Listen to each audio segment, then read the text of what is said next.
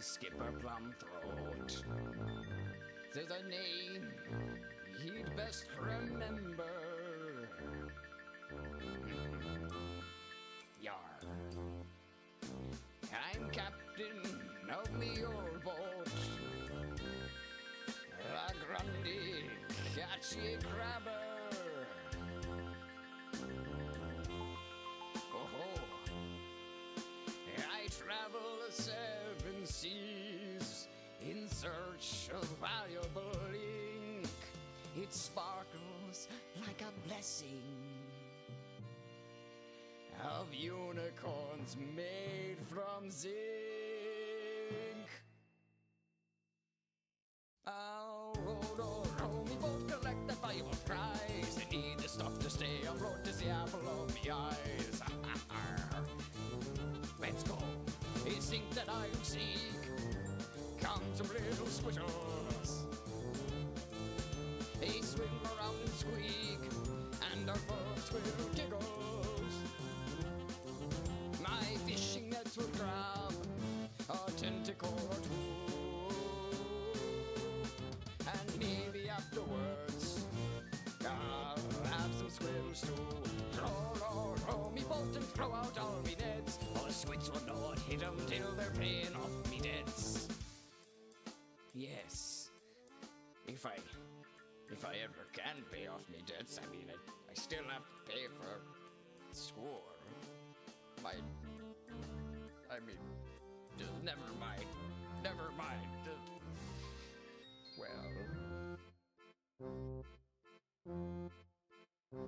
Sometimes I have to ask myself, Skipper, where's your life led ya?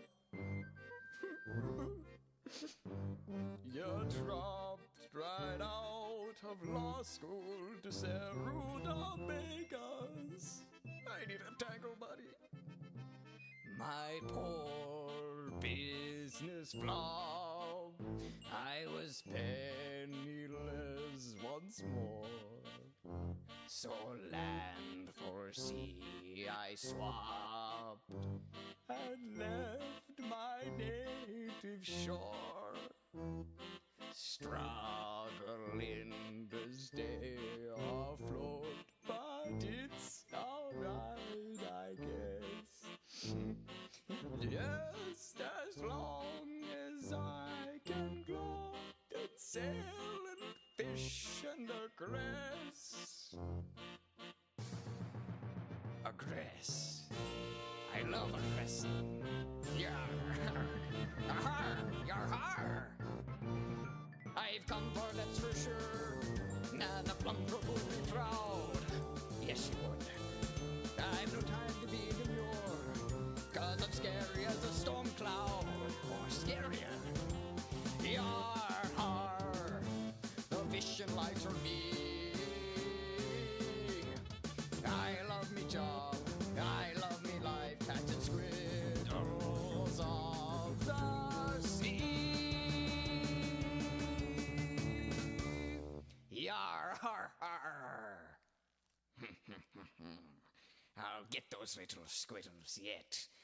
If I could just get enough money and maybe overcome my crippling depression. But I have friends, I have a crew. They like me, but, well, I mean... This might not fit my ruined alter ego, but I really love drinking tea and eating broccoli. But don't tell anyone!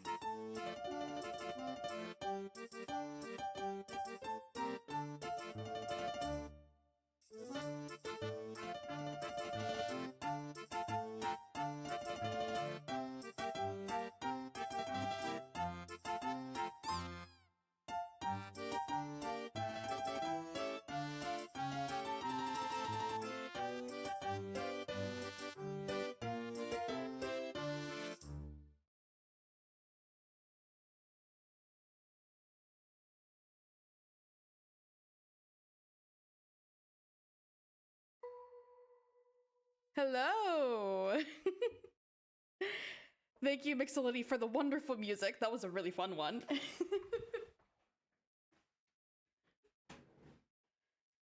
Yeah, it's nice to see all you again. Hello, Mixolity. Hello, another good username. Nice to see you. The hardest part of streaming I'm finding is the beginning and the end. Signing on and signing off. I gotta figure out like a quirky sign-on thing to make it easier, but that's a thing for later. But yeah, we were oh yeah, the awkward hug. Oh god. And she knows. She knows. Yeah, let's hop right back into it. With a newly awakened Terezi. Oh. Who? You know, Vriska's ancestor? The friendly one who tells long stories. Oh, yeah, her. I don't know, I can't keep all these ghosts' names straight. Fliptuna, Yowlin, wasn't there Carlos? Oh, fuck it, they were all named Carlos as far as I'm concerned. Wait, except Mina. She was alright. A little forward, but, whatever, this isn't the point. All I remember about my interactions with the Circuit girl was getting cornered into these ludicrous monologues, then racking my brain for excuses to get the hell out of there. Yeah, well, I was a little more tactful than you and actually listened and let her talk me into something I shouldn't have. So she was just like, poof, and suddenly your eyes were better? Wait, wait, she can see now? Is that what this is? That's what this is? She can see now? Okay, well that's crazy. Was not expecting that development. So she was just like poof and suddenly your eyes were better? Yes. What is she, some sort of magic fairy? Yes. Yeah, oh my god, most people don't realize from the panel. Yeah, that was so subtle. Oh my god, I can't believe. I did not get that at all. Oh my god, that's insane. I was not expecting that. Well, this has some interesting, this could have some interesting implications. Like, can she still do, like, can she still, like, see things by tasting them? Also, I think the update originally ended at the Carcat page. Oh, so so there was a day where it was just like, oh, like, you were left with a big surprise and you didn't even know it. Oh my god, okay. Yes, that's kind of literally what she is. Oh, alright, I guess her story checks out then. Good for her, but this doesn't seem like you, Terezi. I mean, I didn't think you even wanted your eyesight back. I've never met anyone as chuffed about her own disability as you. I was always under the impression you felt like it was a big part of who you are. It was. The moment she healed me, I knew I made a terrible mistake, but I couldn't take it back. I thought about it, like just blinding myself again and pretending it never happened, but even the way it happened originally was something special to me. I can't duplicate that. And even if I could, I still wouldn't be the same. I can't seem to forgive myself for being so stupid. For some reason, I thought it was a good idea to take the only cool and unique thing about myself and fix it. What was I thinking? Whoa, the only cool thing about you? Terezi, I want to be understanding, but I can't get behind some of the shit you're saying about yourself here. What made you start unraveling like this? I think it was when we started meeting our ancestors, and I thought they were all cooler and older and more interesting than us, even though they probably weren't. They had a lot of problems and insecurities too, but I guess the kind that older kids have, and when you're younger and don't really recognize them as problems, you look at those things as just part of what it's like being someone who's more interesting and grown up than you. Maybe since I'm not as young anymore, I guess I can see that now. But I was stupidly awestruck by some people who were not so impressive in retrospect, and I made a dumb mistake. Wait, we met those people like kind of a long time ago? How long have you been hiding this from everyone? I don't know, a year or something? And I wasn't hiding it, I just didn't tell anybody. Wait, so she's been able to see for a year? And she was hiding it? Okay, that's even crazier. Oh man. And they just didn't notice because she's always wearing the glasses and Carcat just happened to stumble on her when Oh no. Oh, Terezi. Oh no. And I wasn't hiding it, I just didn't tell anybody. Yeah, that's what hiding it means. But you usually can't see my eyes anyway, because of my glasses, duh. I know, but not telling anybody that is still being pointlessly secretive. You could have said, hey, Carcat, I fucked up and now I can see again. Maybe we could talk about this so I don't go into a tragic downward spiral and make you worry about me for no reason. I'm sorry, I should have, but I was so ashamed. And what about this clandestine black room nonsense you've got going on with Gamzee? What? Have you been dating him for just as long? Was he involved in that decision? Like, did he help talk you into healing your eyes or something? How did you know we were dating? Did he tell you? Oh my god, Terezi, you are a fucking catastrophe. You used to be, like, cunning and considerably more intelligent than me, which I have no problem admitting, but this is ridiculous! Even if I didn't figure it out myself, which I did because it was obvious, you're up here on the roof lying unconscious in a pile of honk horns and Faygo bottles. I'm not a master of deduction, but unless you were recently stomped on by some sort of golem composed of garbage from a circus, it seems fair to say you are officially down with the clown. Ugh, okay, yes, it's true. Well, what do you have to say about it? I couldn't get up the nerve to tell you about that either. In a way, I'm even more disgusted with myself for dating that asshole than I am for healing my eyes. Then why are you doing it? I don't know! I can't bring myself to stop seeing him. Every time I think I can stomach the sight of his ugly face for another second, he pulls me back in and he's just so awful. Oh, Dave's little hologram face there, just He always knows exactly what to say to piss me off. Everything he does is fake god-tier suit, his smug expression, the dumbass way he butchers his sentences, saying shit like, oh, getting up at this motherfucking honk gun, ugh! I hate it so much! I think it got censored there by the auto mod. It keeps saying it's censored according to your settings. I keep thinking like, oh, I have all the settings turned off, but apparently I keep missing something. There's probably just something that it just doesn't let you, some things that it doesn't let you turn off, but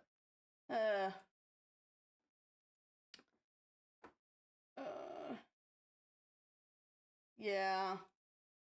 I don't think there's any way I can uncensor that. Oh well. I hate it so much, but I keep coming back for more. It's like a drug.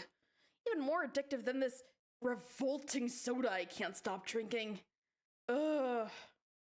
I've had so much Faygo I can't even taste the color anymore. I just taste the sugar and the bubbles and the awful flavor it leaves behind, which just makes me drink more to wash it away. Till I feel so nasty I have to take a long soda nap, but I wake up loathing myself even more. Yeah, Twitch auto mods are weird.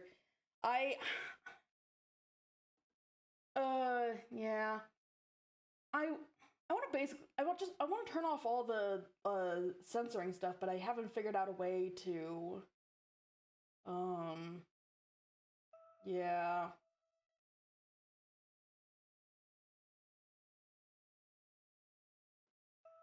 Yeah, useful sometimes, but annoying when I can't figure out how to change the stuff I want to change.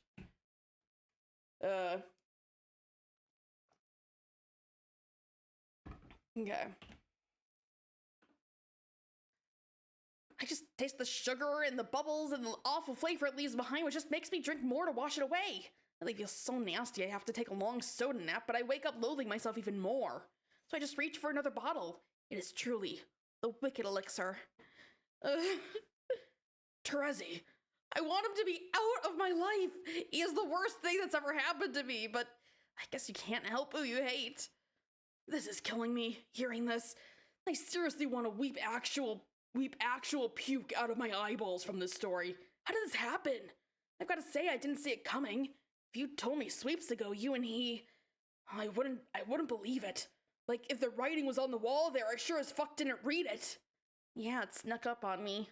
It didn't help that he terrorized us when we were hiding from Jack, right under my nose, too. Somehow I didn't put the pieces together at the time and let him get away with murder. And gradually I started having these uncontrollable thoughts about him. Dark thoughts. And when I would catch a whiff of him in the corridors like he was taunting me, that just fanned the flames. Then we started talking shit with each other more and more. He was so much nastier than he ever used to be, way more than any of our friends ever were.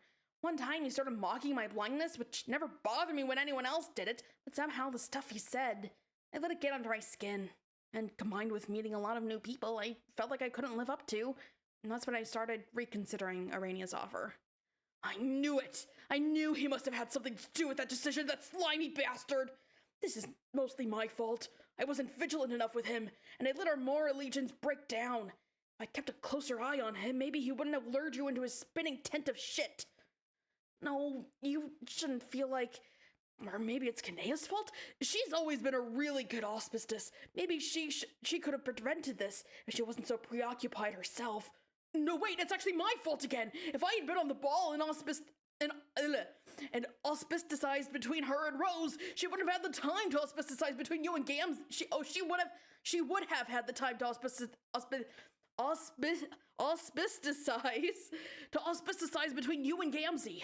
Ah, damn it, I always say I know so much about romance, and I routinely underestimate its complexity, so I only figure out what to do after it's way too late. God, I'm so stupid. Ugh, shut up. It's no one's fault but mine. I'm the one who has to deal with it. Yeah, okay. For what it's worth, I'll probably just break it off and leave you once we get to the new session. All his loyalties and priorities are totally warped now. I'm not sure what he really cares about anymore, but it sure isn't any of us. You think he will leave me? Yeah, I do. Whoa, what? Isn't that what you want? No, I'd be devastated if he just suddenly ditched me like that. Okay, help me out, you're confusing me here. I feel pathetic. And I guess a sick and terrible part of me doesn't want him to go. But if he does, I want it to be because I tell him it's over. Wow. Alright, I guess that makes sense. Sorry. I'm just trying to be supportive here, but I'm not always sure what the right thing to say is.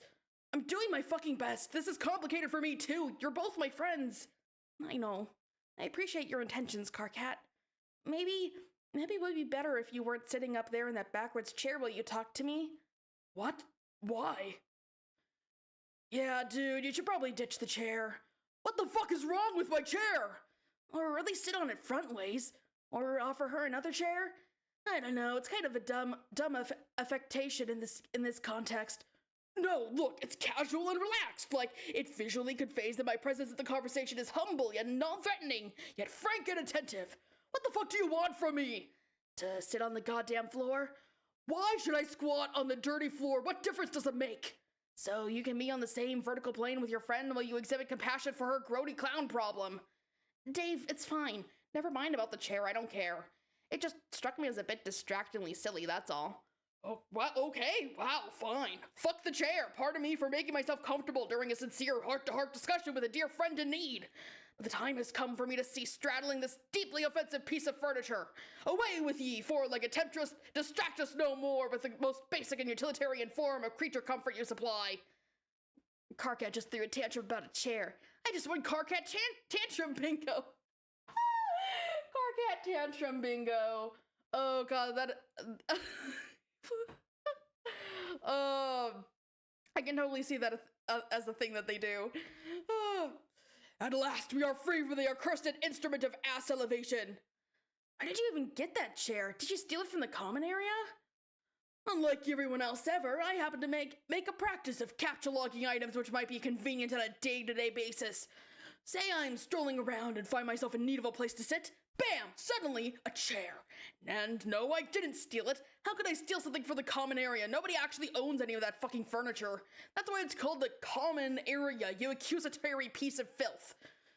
Sounds like communism. Are you a communist or something? Actually, that makes perfect sense, what with your sickle and all. What are you talking about? Wait, John has a hammer. Oh shit, it's all adding up. When we arrive, are you going to team up with John and seize the means of production? You appear to be jump-starting a facetious discussion about some sort of human economic ideological framework. without having the slightest clue that your vehicle is parked squarely in the nobody gives a fuck zone. Suddenly, John Cat. Oh, hi, kitty. Hi. Hi. You want attention? Hi. Sorry, I can't give it to you right now. Hi. I'm just saying, first chairs, what's next? See, I am all about private property and pocketing dough. Do you have any idea how rich I am? I am a man of means, motherfucker! What is your point? Just don't come after my boonies, dude. Or should I say, car cat marks. Oh, they gotta get some water.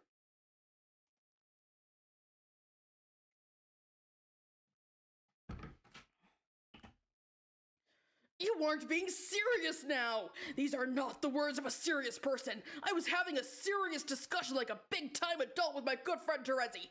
Your callous and nonsensical remarks are derailing us from the delicate subject at hand. Why don't you be useful and say something reassuring to our sad mutual buddy, you wailing jet engine of infantile stultiloquence? That's a word I've never seen before. Hold on, I gotta look this up. Is that a real word? It is. Stultiloquent, senseless or silly talk, babble. Yep, that makes sense. I don't have much to say about this. I've kind of got to rescue myself on the matter. I'm all kinds of on the record as being squicked out by the idea of hate-lationships. Ozzy just loves, never mind, it's real. I gotta check every time. If I'm not sure if it's a real word or not, I gotta check. It's always a 50-50 if it's a made up word or if it's something real that I just don't recognize.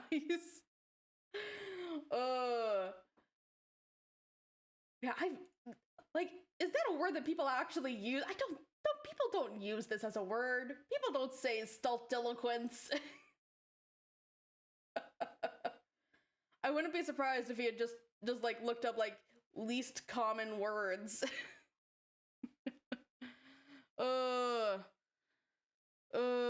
Hate relationships.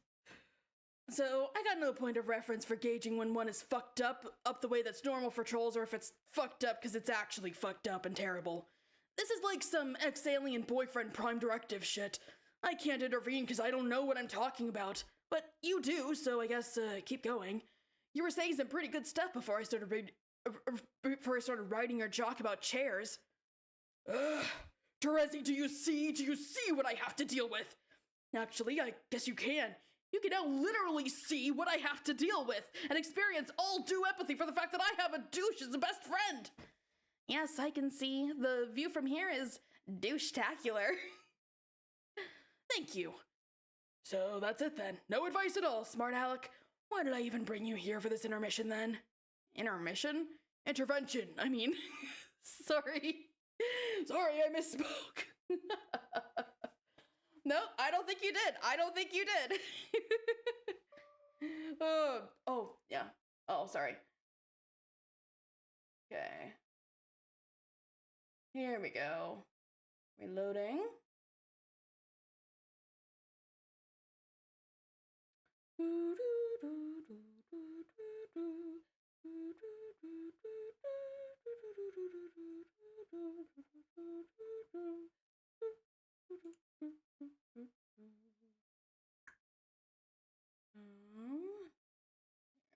I did this.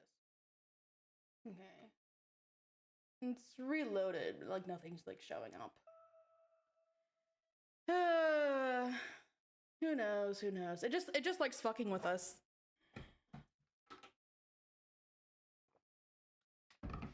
Okay.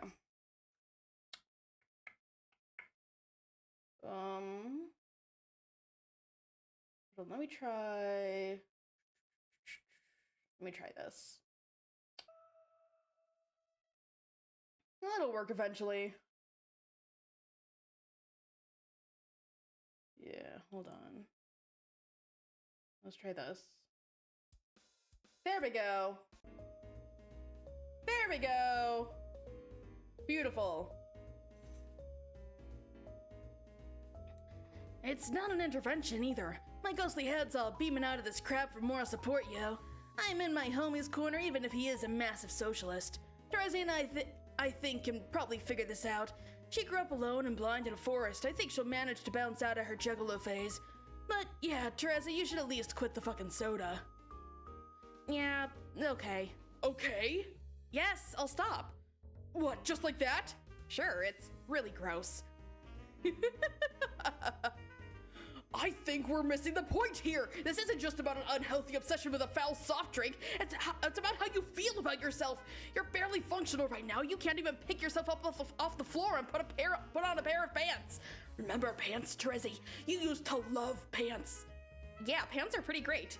You used to be a lot of things, and all of those were good things, but now that we're about to arrive right when we need you the most, you do a sensational belly flop into a circus vat of your own tangy slobber. Oh, please, what could you possibly need me for? You're an important member of this party. We'll need you to help stand up to Jack and whatever else is waiting for us there. I don't think I'll be very useful. Well, not like this you won't. You've got to get your act together. No, I mean, even then I won't be. I don't have much to offer, even on my best day. What about your mind powers, though? What if we need somebody with mind powers to do some sort of mindy thing? What mind powers? You know, the ones where you flip a Is he thinking of Vriska? The one where you flip a coin and something crazy happens. Oh wait, no, Vriska is the dice. Terezi is the coin. And something crazy happens. Okay, I don't actually know how it works, but what about that? I never developed those powers very well. It's been a long time since I even thought about them. I don't think they're very valuable, honestly. In fact, all they ever seemed to do was trick me into feeling like I knew what I was doing. They actually made me believe I was in control of other people's fates. Not even to speak of my own. It was a really dangerous kind of delusion. And now it feels like the only heroic thing I ever did with those powers was use them to justify killing my friend. Huh? Oh, right. And what's worse is, to this day, I'm still not even totally sure if it was necessary. I think I've lost the ability to tell if I'm being punished for what I did or if I'm punishing myself. Yeah, well, yeah, of course it was necessary. Even if it wasn't the morally right choice or whatever, it was obviously something that had to happen. That's the cruel thing about paradox space. It systematically validates all your mistakes as necessary outcomes. Not even necessary for your own good or personal growth. It's always bigger than you. Like, your errors in judgment are inseparable from the way reality has to unfold. So it never lets you forget about them. Because they were all critical to the big picture. And all your past flaws are like scars. Scars in space-time that never heal, and always serve to remind you that the perfect version of yourself you wish you could be can never exist. Because the survival of everyone you care about depends on him not existing. I know all that. It just doesn't stop me from wondering. It's simple. If you hadn't killed her, you would have withered away in a doomed timeline. Yeah, and sometimes I wish I had. At this point, I think I would rather be the better person who made the right choice, even if it also meant being the one to fade away forever. Well, I wouldn't want that. Does that fucking matter to you? Does that factor anywhere into your dreary existential equation?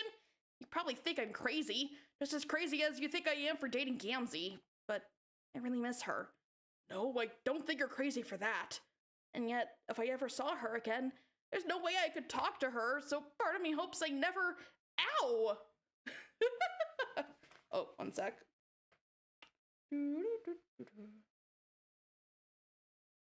No, okay, that's nothing. Okay. Dave, you dick! What? Don't blame me. I can't control the crab. Is that where we end up? Act 6, intermission 5, intermission 3. Yeah, here we... Well, this is a crazy thing to walk back in on. What is happening here? What is happening here? Hello? Hello? Okay, so he's got a little voodoo doll there.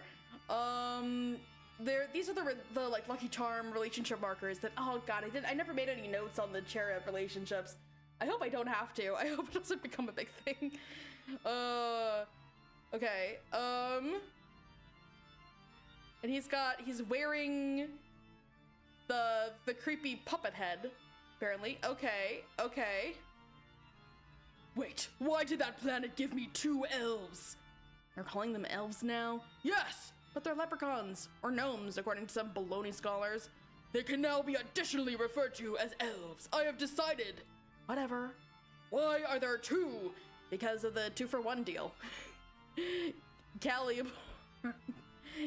Caliport, yeah. I hate that puppet so much. Because of the 2-for-1 deal. You sunk the 7th planet on the break, so when you destroyed the 6th planet, you unlocked both the 6th and 7th elf. Now you're on the 8th planet. This one doesn't give you an elf. It doesn't? No. What about a gnome? No. What about a leprechaun? No, you get nothing. Why not? Because you're supposed to skip this one and destroy it last. You're just wasting time hanging around here. The clock is ticking. Alright, but first I want to get their powers straight.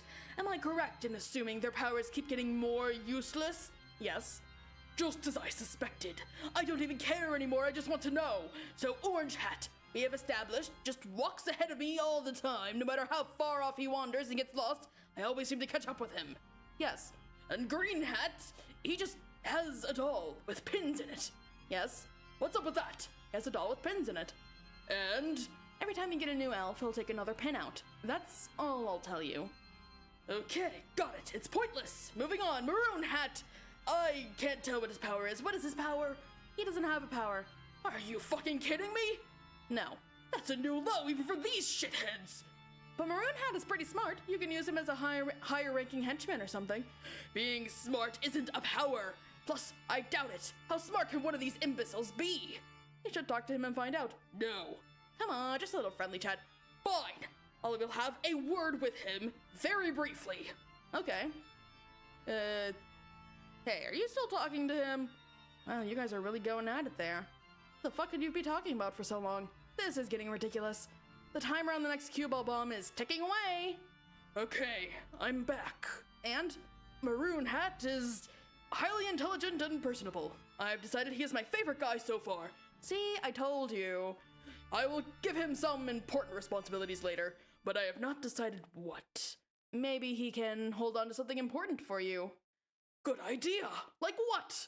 Oh, I know, my cal top. No, not the cal top. That's dumb. My gun?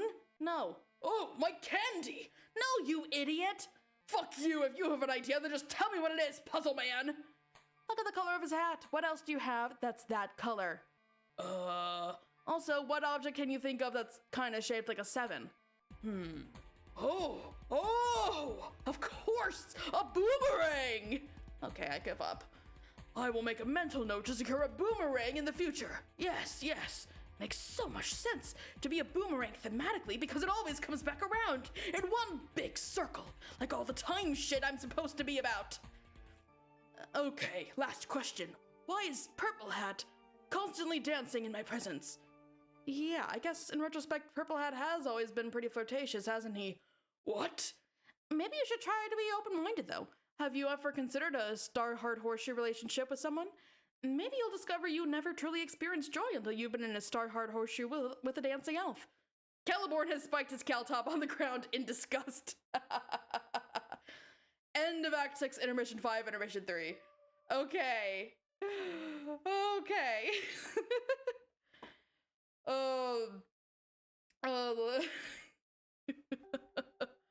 Star Heart Horseshoe, Heart Lucky Charm. The Lucky Charm relationships are crazy. Okay. End of Act 6, Intermission 5, Intermission 3. Okay. Yeah, okay, so we're about here. Which means nothing to me. Yeah, we're back on the pirate ship! Hey guys, stop dragging your feet back there. You're falling so far behind, you're starting to look tiny and ridiculous from here. The treasure should be buried just up ahead. Let's pick up the pace. Excuse me, some of us here have special needs. I think I will continue dragging my feet if you don't mind. Solux, will you just let Arania heal your eyes already and catch the fuck up? No! I can't remember what voice I had for Solux. Or if I had a voice for him. Hey. A radio, was it? Yes. Can I ask you something? Lisp? Did I have a lisp for him? If that thing says intermission 4, I'm going to hit I swear. Uh, hey, radio was it? Yes. Can I ask you something? Okay. You seem pretty reasonable and pretty nice. So I'm wondering, how do you feel about all this? About what exactly? About what Vriska and her pirate buddies are doing? You mean searching for the weapon? I think it's a good idea. No, I know. Of course it would be great to have an awesome secret weapon, whatever it is. I mean, how do you feel about the way they've been searching for it? By using all your ghost clone friends as bait and getting the bad guy to blow them all up to reveal the way to the treasure. That's probably the only way to find it. In my experience, the specific path you travel out here is very important. If we did not trace that exact path in that amount of time, I doubt we ever would have found the right location. In fact, it may never have been found by anyone. Okay, yes, let's assume it was the only way to find it. Granted. But I mean, does that really make it the right way to beat him? I couldn't say. Well, how do you feel about it? Most of the other pirates seem cool with it, so I'm wondering if you feel differently. It's probably necessary, and they would have embarked on this voyage whether I had come along or not. So I might as well join the fun. Isn't that what you did when you saw our ship? Sort of. But I didn't know what you were all doing yet. Yes, but once you found out you continued journeying with us. Well, yeah, okay. Yeah, but I'm just hanging out here because I'm asleep. What else was I going to do? Exactly. I don't necessarily share their point of view on the meaning of this endeavor, though. They consider this to be a great clash between good and evil, but I prefer to look at the coming battle as a matter of housekeeping. In the end, all loops must be tidied up, even his. Okay, but what about your friends? Don't you care about them? Of course I do. I love all my friends. Then why do you seem so cheerful when so many of them are getting zapped by lasers? Do I seem cheerful about that? Kinda. I apologize if that is the way I am behaving. It's not true, though. I think I look at death differently than most. And it is fair to say this attitude extends to death after death as well. I've learned to be at ease with the cessation of being in any form it takes.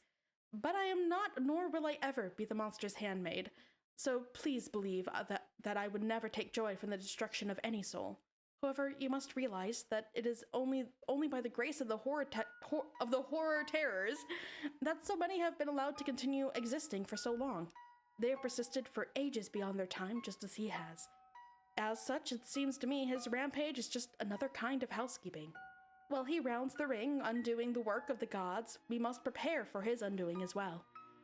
To ready the manor for the Lord's arrival, so to speak.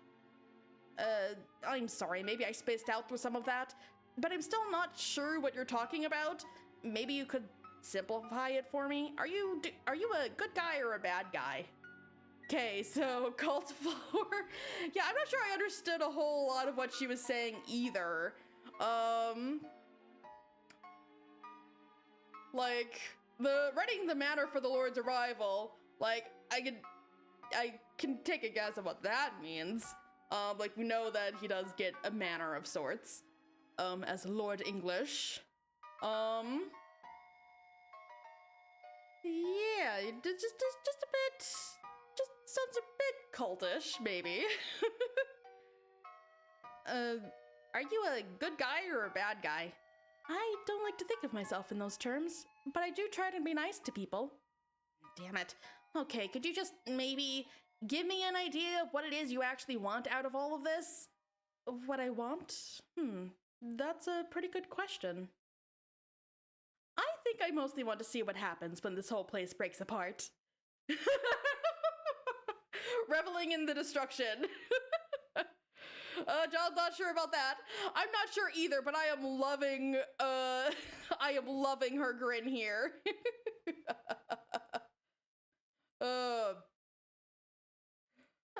Oh my god, you're all so insane! Oh. And he hurries ahead. Hurries away from them. Are you coming or what? Yes, please come. I was about to begin one final story before we reach the treasure. Wasn't Aradia's dance ancestor horned the fuck out? I'll replay the flash. Okay.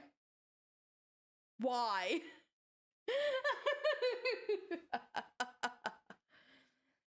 Oh god, that's great. Oh, well, holy shit, another story? I'm there! Sorry, Aradia, I'd love to keep chatting, but you heard the lady, it's story time again. Wow, Aradia, you actually sent the guy running to hear a Cirquette story. That was a really impressive creep-out job, nice. Oh, poor Aradia. Are you gonna give us more cherub lore? Make sure you guys are hydrating. Okay. Thank you for joining us, John. Commodore Nepeta and Rear Admiral Pfeffery have both been clamoring for one last tale, and I'm not one to disappoint.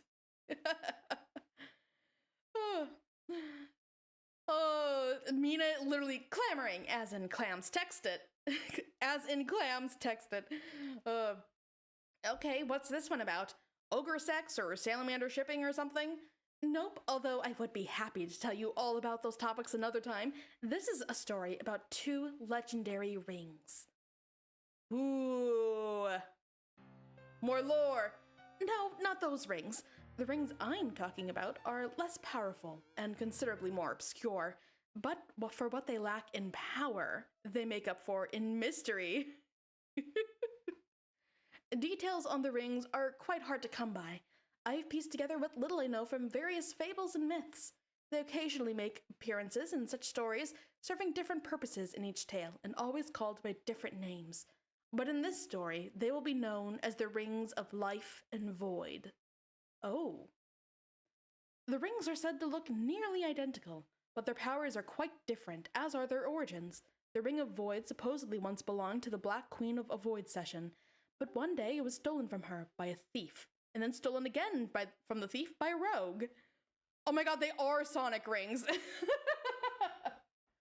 They do look exactly like Sonic rings. Legends would suggest it changed hands like this for a long time thereafter, until finally vanishing into the void itself forever. Which is fitting, as the ring grants its wearer the ability to do exactly the same. The Ring of Life has a very different story. Oh! Who was it that said that the ring they had made them vanish? That I thought was just a reference to Lord of the Rings. Finally vanishing into the void itself forever, which is fitting as the great. I wonder if this ring is disguised as another ring. The Ring of Life has a very different story. I found no reports of an origin to this ring at all. Like many magic artifacts, it may not even have one, which is comprehensible. I mean, it could be Lord of the Rings too. It can be many things. It could be a reference to Lord of the Rings, a reference to Sonic. The Ring of Life has a very different story. I have found no reports of an origin to this ring at all. Like many magic artifacts, it may not even have one, which is comprehensible. Then again, why not make one of the ancestors a Knight of Breath for the Sonic reference? Knight of the Wind, yeah. Earliest reports I have read would suggest it was first discovered by some travelers in a desert, and like its sister ring, has changed hands repeatedly since. Oh! That ring!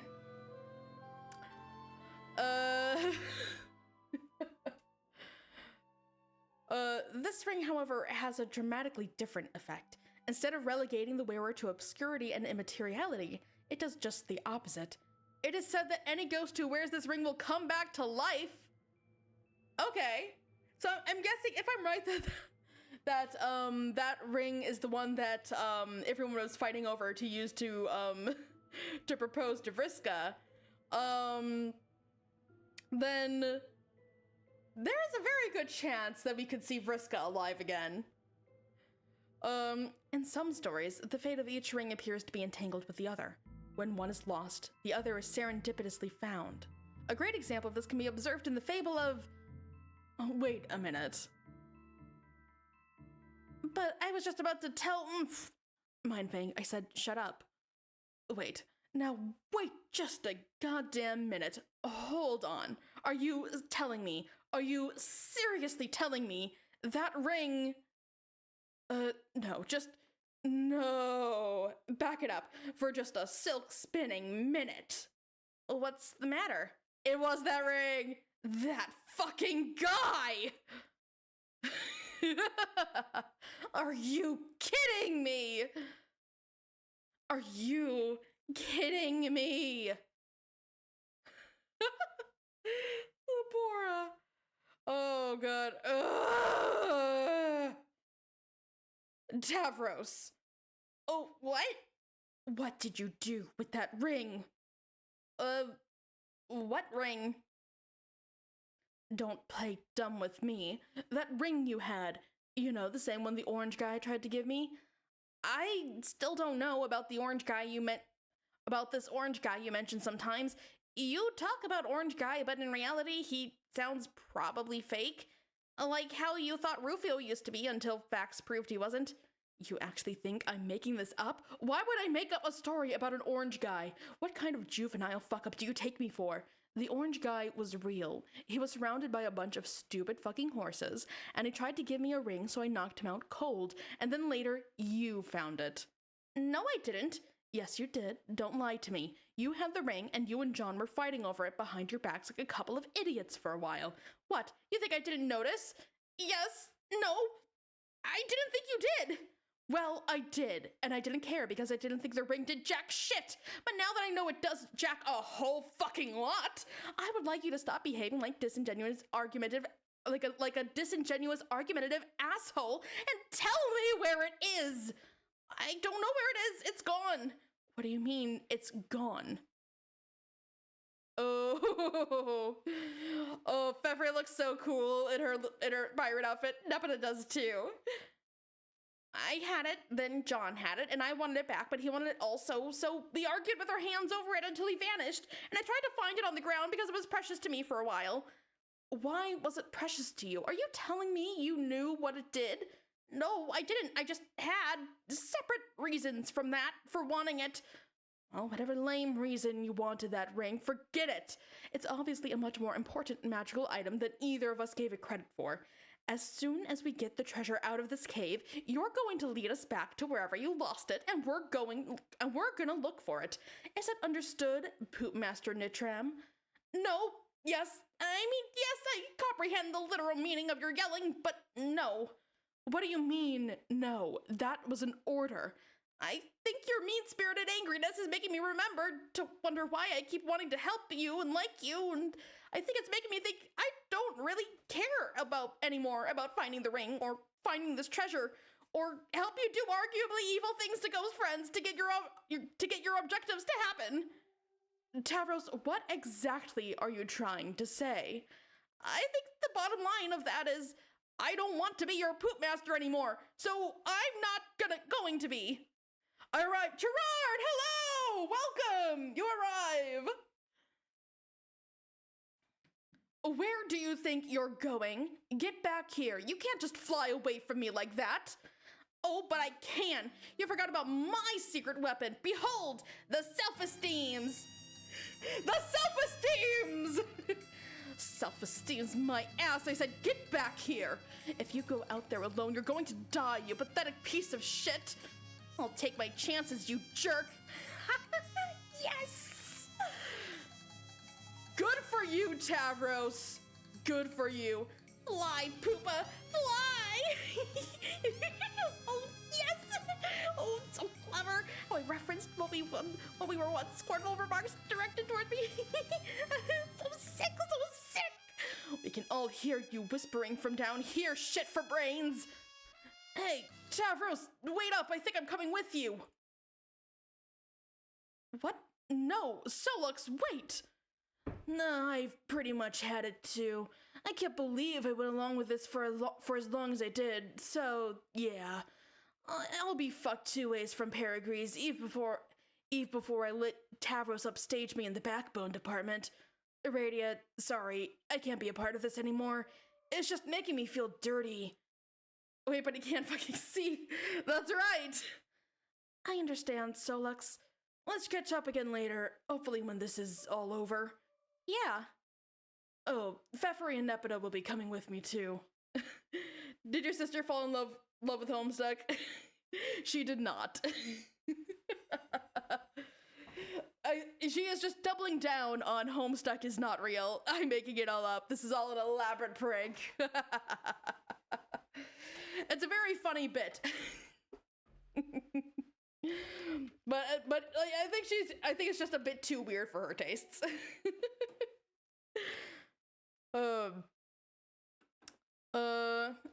Pfeffery and Nepeta will be coming with me too. What? No, they fucking won't.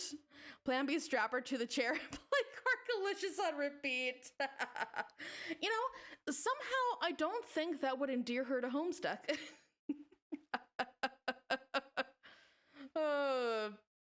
Yes, they will. They just told me. I didn't hear them say shit. They both gave me meaningful glances, like as if to say, "Ah, yeah, let's bounce." Dude, how can you see them give meaningful glances? Yeah, they're giving winky faces. You're blind. How could you see a meaningful glance? Instead of underestimating the perspicacity of the sensory impaired, why don't you bite me? Okay, well, we gotta check if this is a real word too. I would be surprised if this one was. Okay.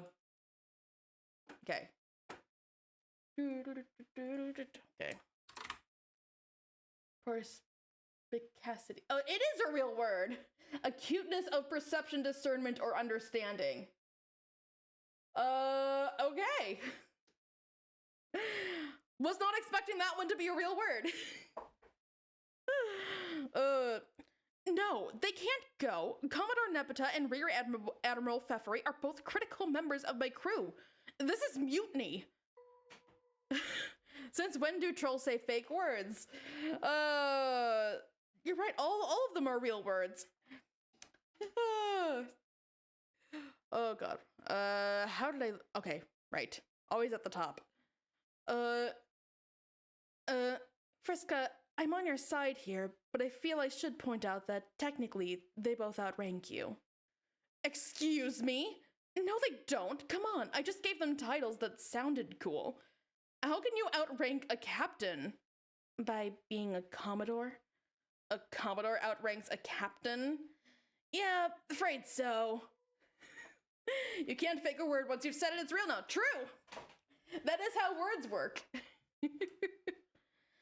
Yes, and a rear admiral outranks a commodore. No, but I thought a rear admiral was like some sort of joke rank who can take a rear admiral seriously. It might as well be a poop master. You can't unreal a word either. Yeah.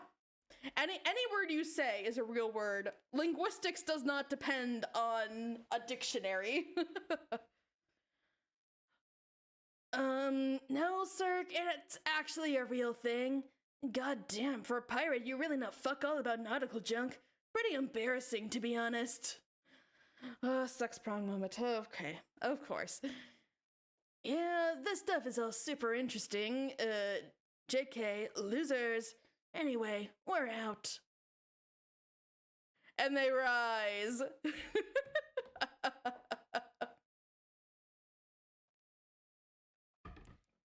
Up they go. Ladies.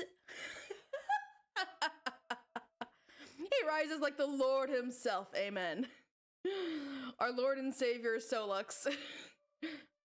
Oh, wait, this one too? Okay. And he ascends to the heavens. Oh, okay. Hey.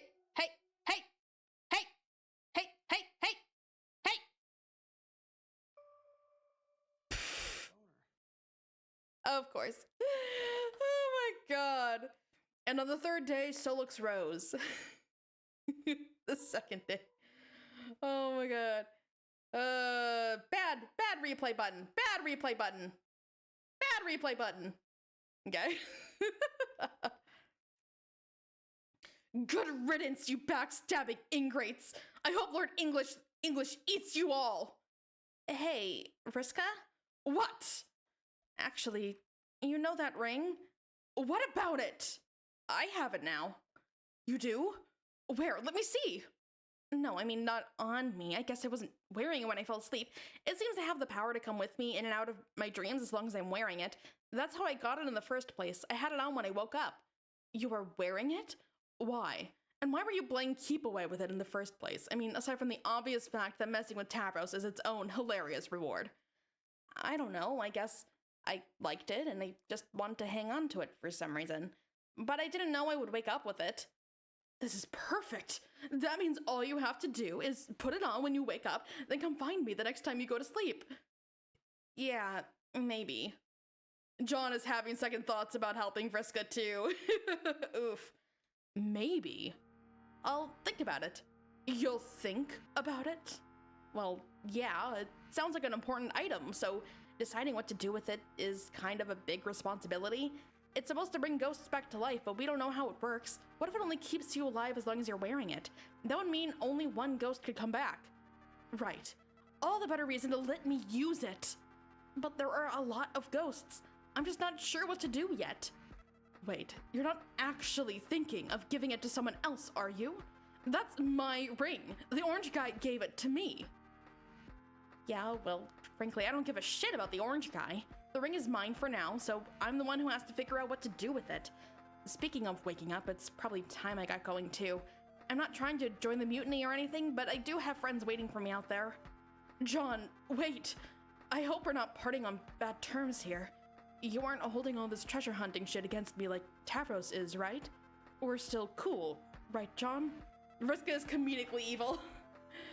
I genuinely feel, I kind of feel bad for Vriska here, everyone leaving her and like turning against her.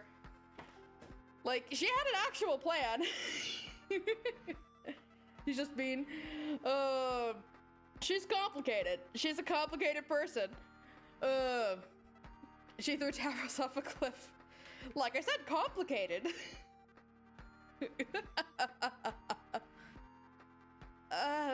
If you have to leave, I get that, but I really want us to stay friends. I always felt like we had a special bond, John. Like, we're both always in the position of having to take charge as leaders, even if we never asked for that responsibility. From a human standpoint, that's mean, but to Trolls, he's lucky she didn't murder him sooner. Honestly, yeah. Vriska is a complicated person trying to live up to both what her friends want from her and what's expected to her as a high blood troll. And it's caused her some angst. But she's definitely done some bad shit, even accounting for that. And I don't want to pressure you into anything, but I would really appreciate it if you'd at least think about me next time you take a nap with that ring on. It's fine, we can stay friends. I don't really like to make enemies with people, even if they're what? Vriska, I have to be honest. Years ago when we first talked, it was a lot of fun to get to know you. And I admit I thought about you a lot since then. But I guess I never quite realized how little I actually understood you. During this crazy treasure quest, I tried to reserve judgment, like maybe it was just a troll thing I didn't get. But seeing how those other guys felt about it, I think it's more complicated than that. Obviously not all trolls are like you, and I know I'm not. Maybe this was all for a good cause, but it still felt like a pretty fucked up way to go about it, and all I'm saying is I'm ready to go. I've seen enough, and I miss my friends. I'll think about what to do with the ring, but honestly what? Again, I am just keeping it real, but if I am really thinking hard about who I should bring back to life, I don't know if my conscience can justify bringing back someone so dangerous. Oof. Yeah. Heartbreaking convo from John. Yeah. Oof. Especially, like, before this, it kind of felt like John would be the one to, like, stick by her, and now it feels like all her friends are leaving her. All the people she thought she could count on to help her get this shit done, like, God, that's gotta sting. That's gotta sting for her. Oof. Fine. Don't give me the ring then. Actually, you know what? Even if you change your mind someday, forget it. I don't even want it anymore. You don't? No. I've been dead this long. What's a little longer? Keep your ring. I don't want anyone's pity. So beat it, Egbert. Well? Huh? John, I thought you were leaving. Oh, right. I guess I'll just be... What, are you a fucking idiot? Don't go yet! What? Look, you made yourself perfectly clear. You think I'm a heartless monster and you don't want to help me out? Whatever. But are you seriously going to check out of this dream like 2 minutes before you see what the treasure is? Holy crap, dude, where is your sense of curiosity? If I can manage to put up with you for a little longer, I think you can stand my morally bankrupt company long enough to find out what this thing is. Why am I the only person in Paradox Space who actually thinks? Oh, sure. I guess I'll go a little further and check out the treasure. You're right, it would be dumb not to. Good. This robe. Party's over, folks. The Pirate Playtime Wiggler Jamboree was fun while it lasted, but it's time to get serious. Ooh. The treasure's down there.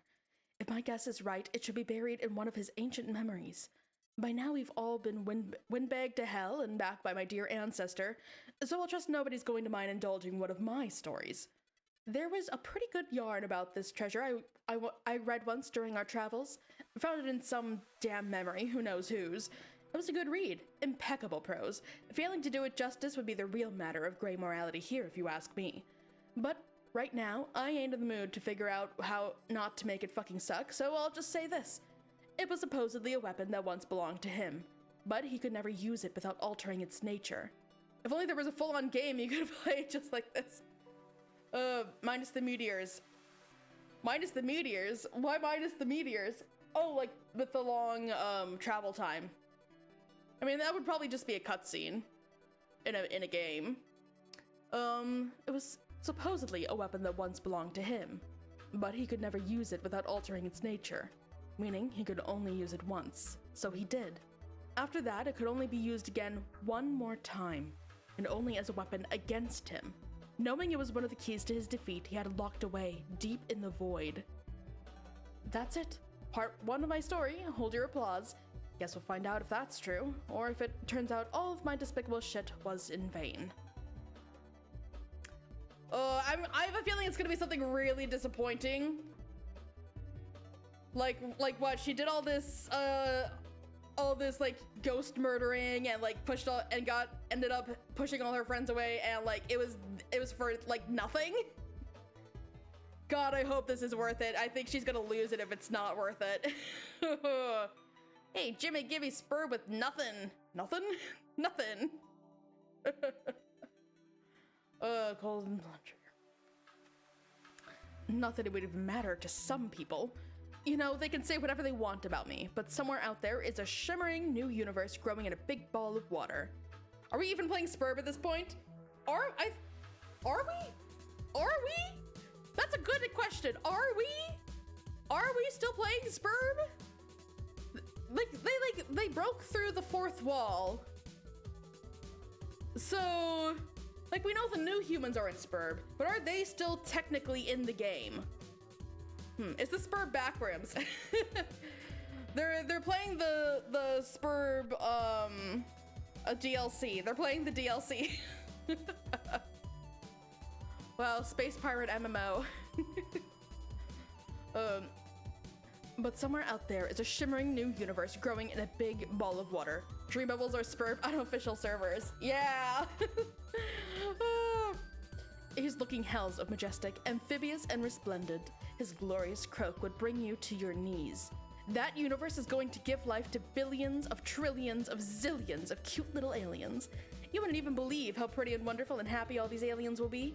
It's making your lip tremble just thinking about them and how worth saving they are. Wow. Like Club Penguin. Minus the... Wait. Zillion!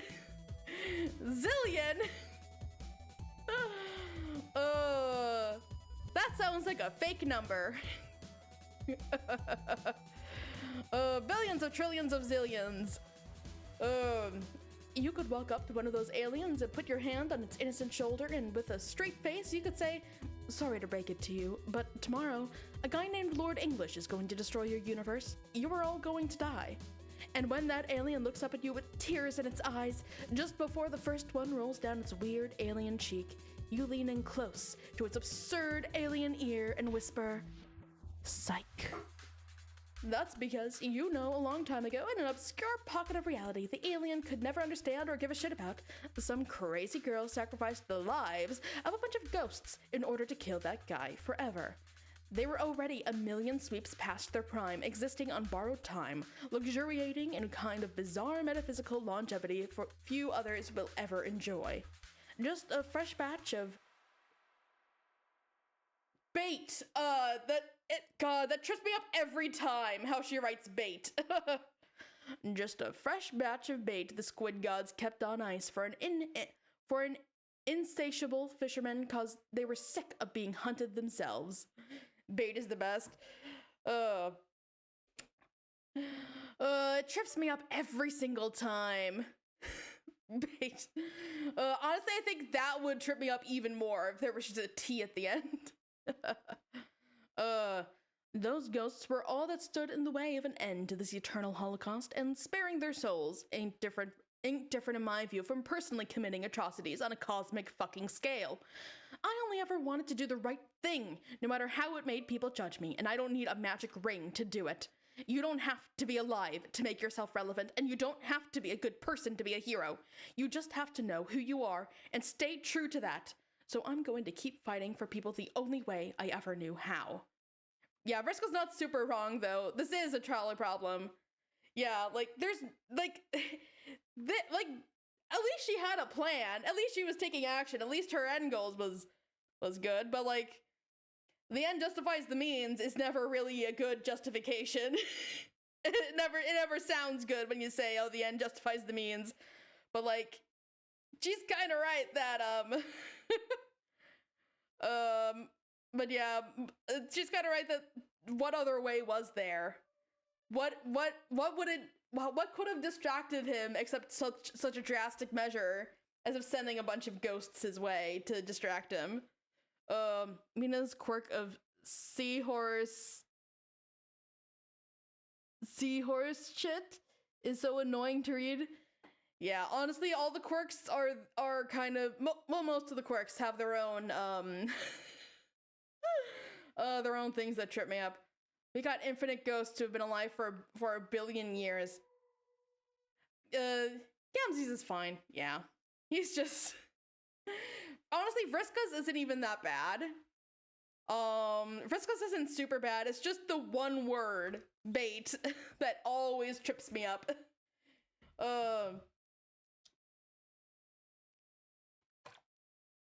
Okay.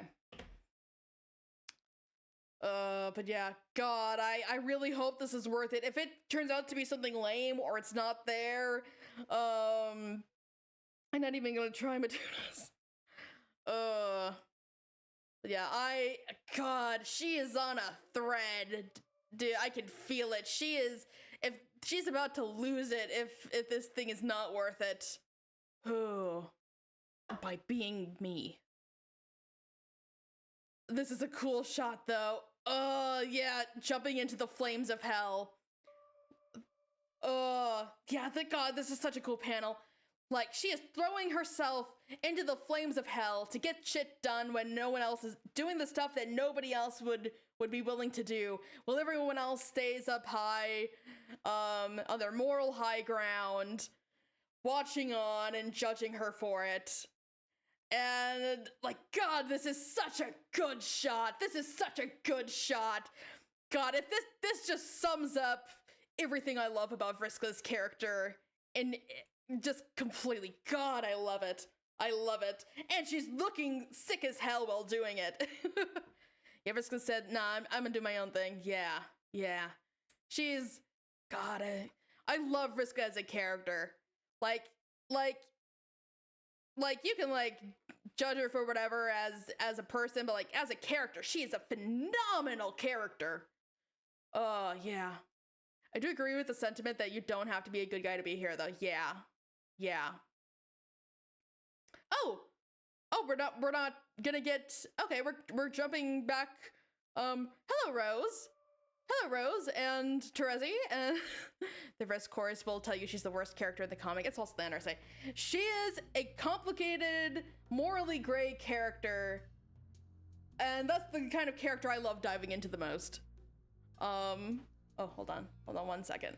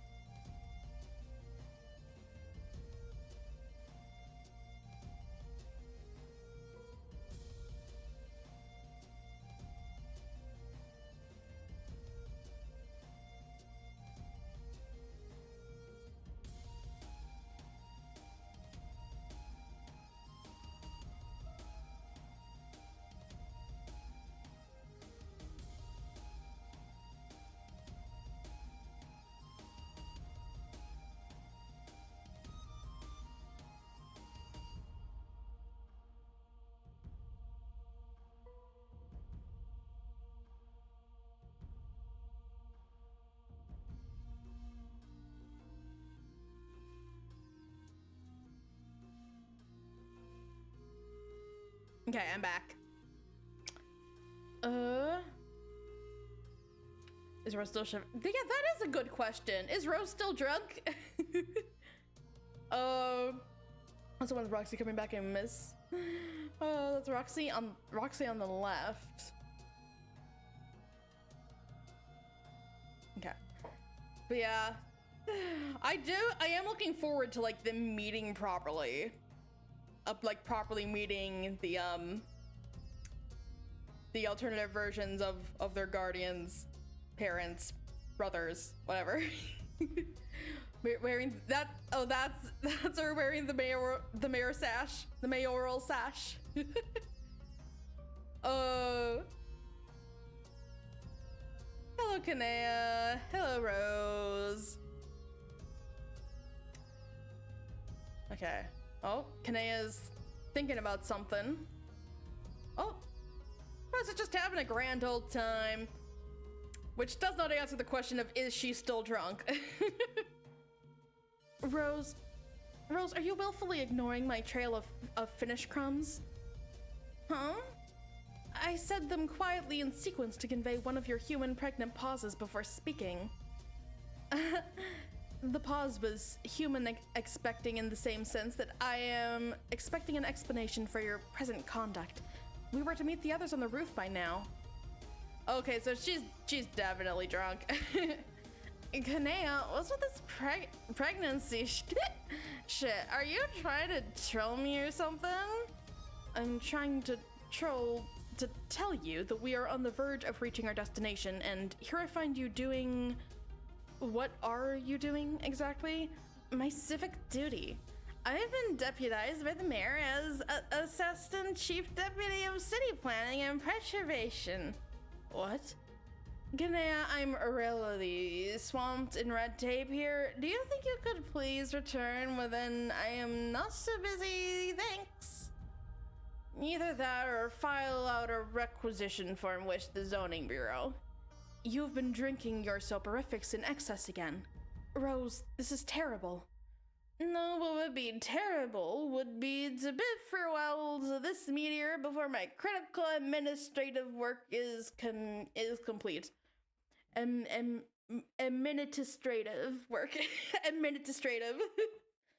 No, but really, what are you doing here in the tiny simulated village? Are you writing numbers on all of these nutrition cylinders? Laugh. God, I just love chill words for things. Yes, you have mentioned this. Nutrition cylinders, that's a good one. I forgot about that one. Maybe cylinder isn't stilted enough though. What about tall circles? Tall circles. Tall circles, no, that sucks. Answer my question, please. Why are you numbering the cans?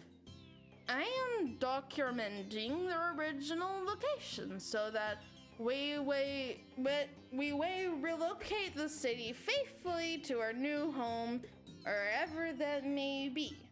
You want to relocate the city? Now? This is such a foolish use of your time.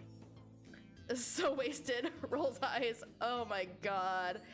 Oh, but you cannot be further from the truth. The preservation of Cantown has tremendous symbolic importance. We are all that's left of our respective races, Kanea. We are the light of civilization.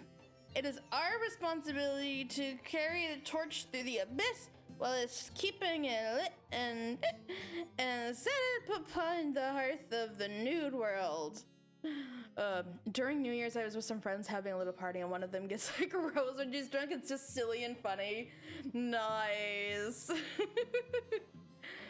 I think the torch is not all you've managed to keep lit.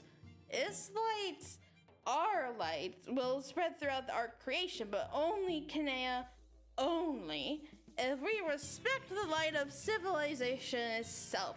We respect the light of democracy. So many Finnish crumbs up in here. So many. Civility, liberty, reasonification, civility, rationality, learning, justice, liberty, honor, elucidation, civility, race, and this are the virtues which embody the magnificence that is Cantown. You said some of the words 2 or 3 times, and most of them weren't words. I just got it. That's not all you managed to keep, but that burn was sick. I love it. I do not believe this. You promised me you would be ready for our arrival. I am ready. My god robes on and everything. This is not ready.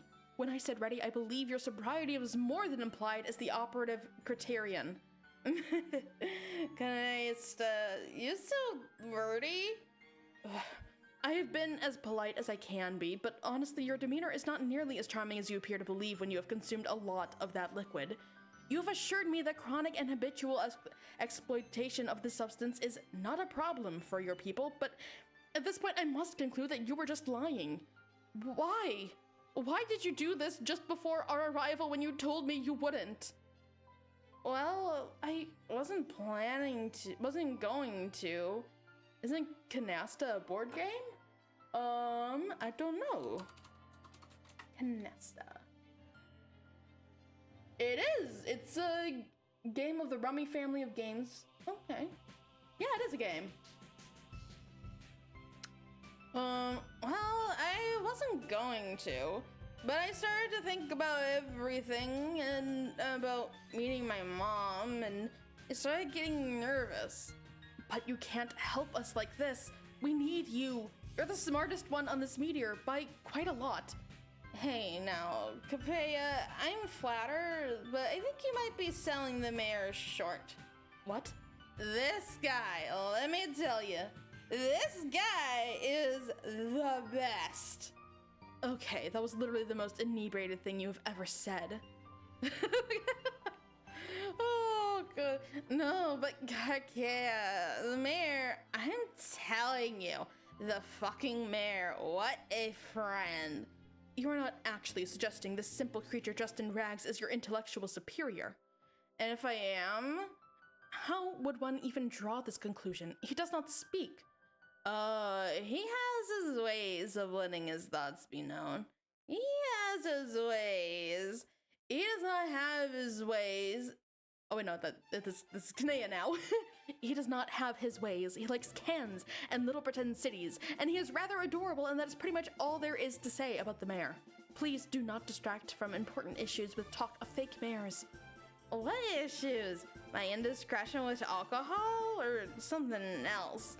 I am sensing we are tiptoeing around a mixed bag of delicate subjects. Let's talk about him.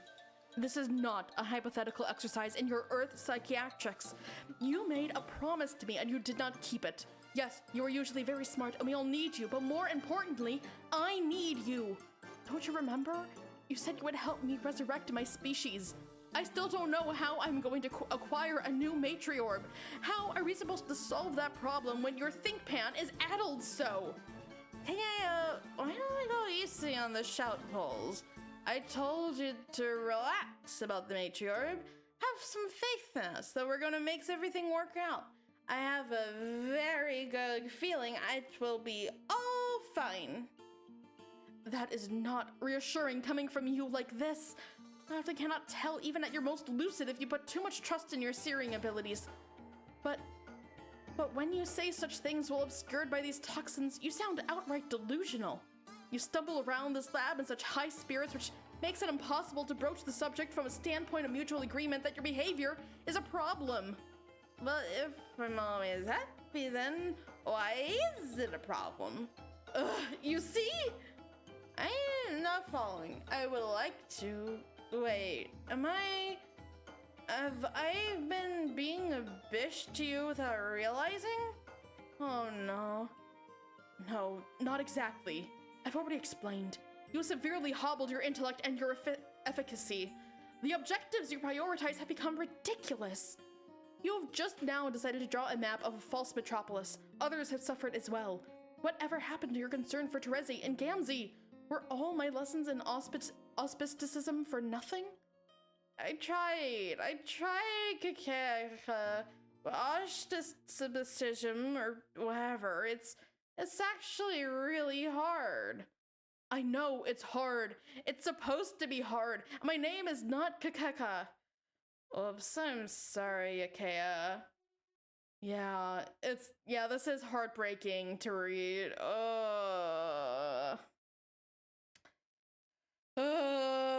We're getting all the hard conversations today. Oops, I'm sorry, Akea. Papaya. Shit. Your name is so lovely. Why can't I say it? Because you cannot say it because you are human drunk. You're right. My delinquency has been inexcusable. If you just help me finish indexing and gathering up the rest of these cans, I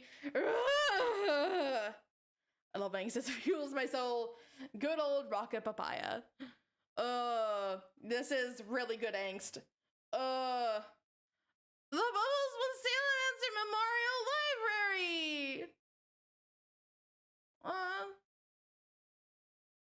Are you going to break up with me?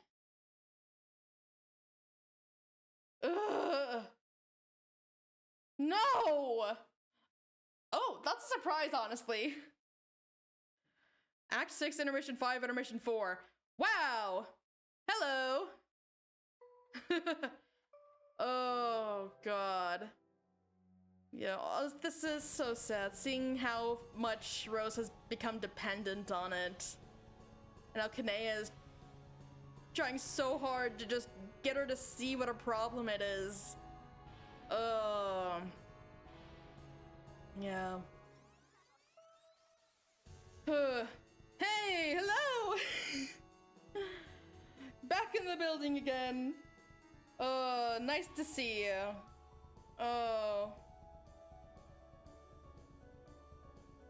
But oh my god. Yeah, that's heartbreaking. But she said they're not breaking up, so, okay. I need more answers, very quickly. I thought you had given up on getting answers from me. No, I just have not had time. The bomb countdowns are getting so short, this is getting hard, it's not fair! I really don't see how it's any less fair than being allowed to solicit the omniscient narrator of your quest for answers. Nobody else who plays this game gets to do that. What makes you so special? But you're the one who said I was special! I shouldn't have said that. Now you're strutting around all thinking you're special. I am special! I know. Less bullshit, more answers! I have collected more frogmen. What do they do? Frogmen? You're getting really esoteric with your headcanons now. My what? And what makes you so sure they are all men? Have you sexed them? Fuck you and your ribald insinuations. My relationship with the frogman is strictly professional. I know. Okay, sassy. No, I mean determined their sex. Do you even know how? Oh god, I hope I'm not getting hiccups again.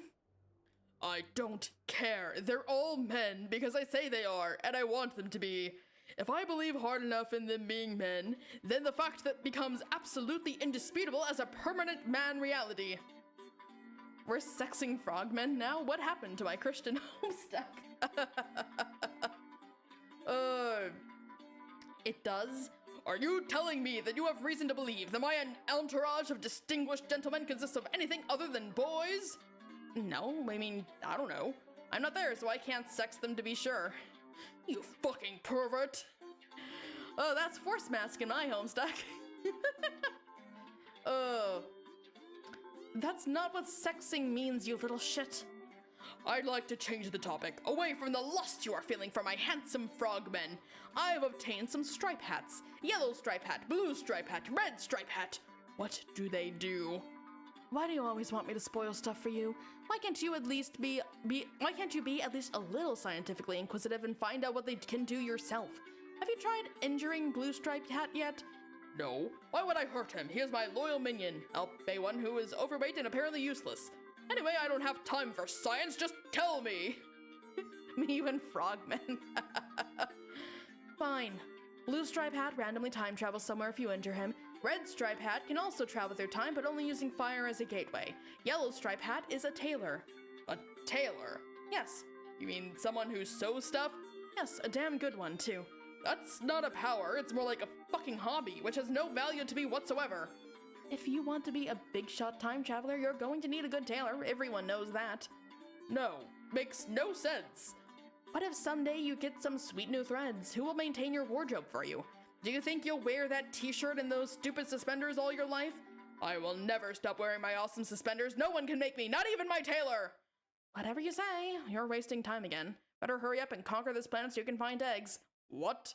Whoops, I mean, purple stripe hat. Forget I called him that. Oh, yes. I'm really looking forward to these next few guys. I have a feeling the farther I go, the more useful and exciting the frogmen are starting to be. You won't be disappointed. Words ruined. Not even my tailor. Not even my son. Oh, big shot, like that one Deltarune thing. Purple stripe hat. Ooh, end of Act 6, Intermission 5, Intermission 4. We got sound this time. Hello? The discarded robe. Hi, Gamzee. What you doing?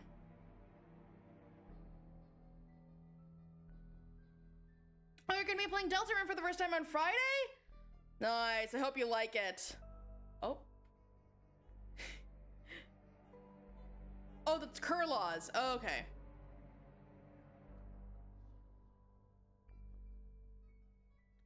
Ooh. Such ominous music for him just picking up a discarded coat.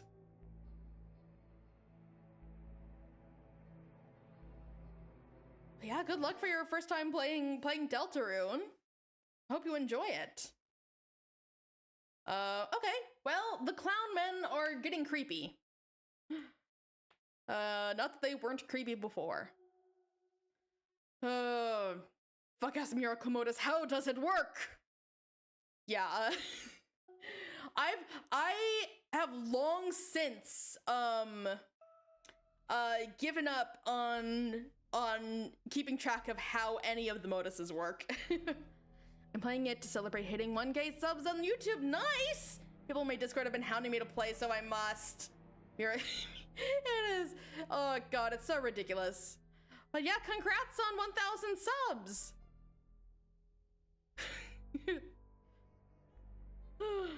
Oh, such ominous music. He slowly slides off screen.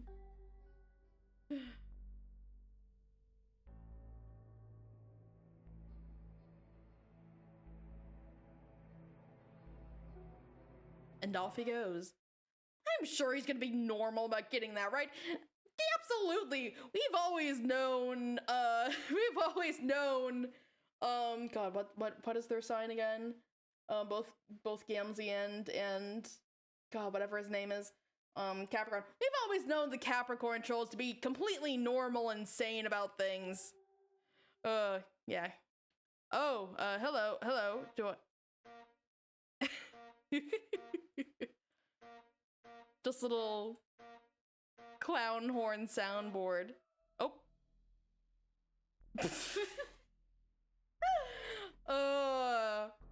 Fantastic. Oh, they're getting closer and closer. I am very worried about what they're gonna find here. I'm very worried. Like, I'm not worried that's gonna be like a super dangerous thing. I'm worried that it's going to be nothing. I'm worried that it's going to be useless and lame, and that Vriska's gonna lose it. I'm worried for Vriska. Oh. Psst, blue guy. Me? No, the other weenie in blue PJs. Yes, you, come here. Listen, I have a problem. What?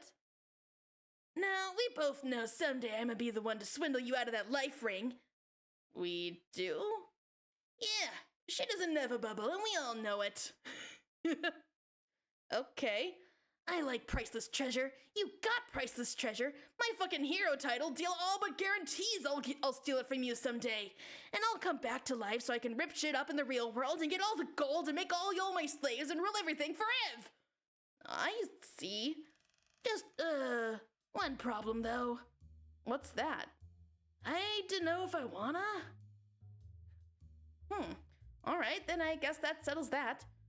No, but you don't understand. If I ganked your ring and put it on and become not a ghost and them anymore, and had to hit the road and conquer stuff, I would miss my friends. Then, don't? No, Blue Boy, you aren't listening. I can't even handle it. Thinking about ditching my fronds. It means so much to me since I've been dead. You feel me, Blue Dweeb? Yes, my friends mean a lot to me too. Those Arquette twins, they just... Ugh. Look at them, so disgustingly adorbs together, all liking each other and being like each other and junk. I don't think I could take it. I'd ready to say for shell. Rainy is all like learning to be Rainy over here. Oh god. Rainy is all like learning to be unscrupulous, never thought the girl had it in her. Makes me so glub and proud. Her stories blow whole, but I still love listening. Don't tell her I said so, but I like hearing her so happy, like she's just so damn pleased to hear herself yak about dumb shit. On the other flipper, I legit love Vriska's stories. They're punchy and hammy as fuck. Girl thinks she's in a movie or something. Lamau. We had our diffs at first, but really she's so badass. I wish my old pals could have been half the give no fucks boss she is.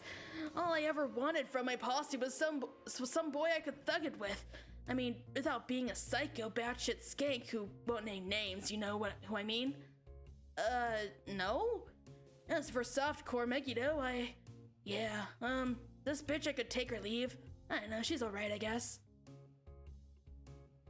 But the point is, Blue Chump, I'm happy now. More than I was on my moon with my sweet gold statues and shit, and more than I think I'll be if I gotta be alive again and have to go knocking over galaxies or whatever to make a bomb new Fish Queen Empire.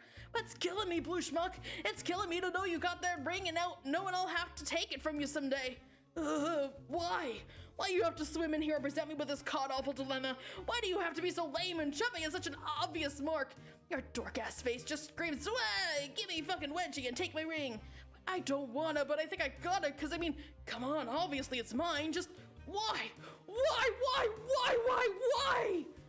Okay, jeez, I promise no matter what, I won't let you have the ring. I'll hide it or something, or better yet, I'll just give it to someone else before you get the chance to steal it. How does that sound? Thank you. Aww. I love you, Mina. Oh. Down they go. Oh, I guess Mina and Arenia are staying behind. What a great crack ship, Mina and John. Oh, they're just flying down. Okay, never mind. Oh. Ooh.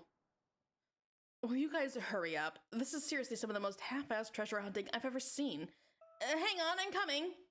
Yeah, let's see what this replay does. Oh. Hello. They multiply. They're multiplying.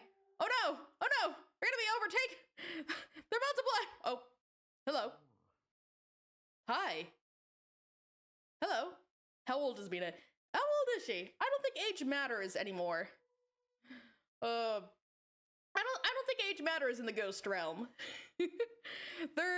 Their time doesn't exist, so I don't know how you would even count age at this point. Nick Cage's ghost haunts this realm. And everywhere. He's everywhere.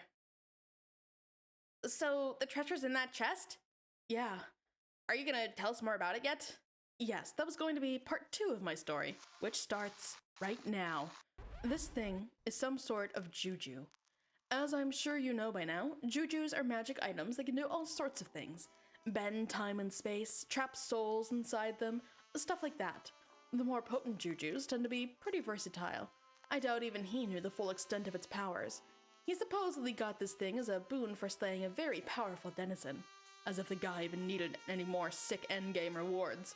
And that's all I'm gonna say for the moment, since I'm sure everyone is dying to see it by now.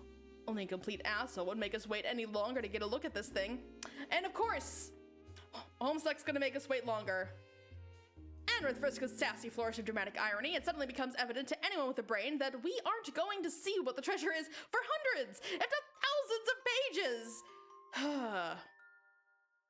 So why don't we stop wasting everyone's time, shut the lid on this lousy MacGuffin, and be Viceroy Bubbles Von Salamancer.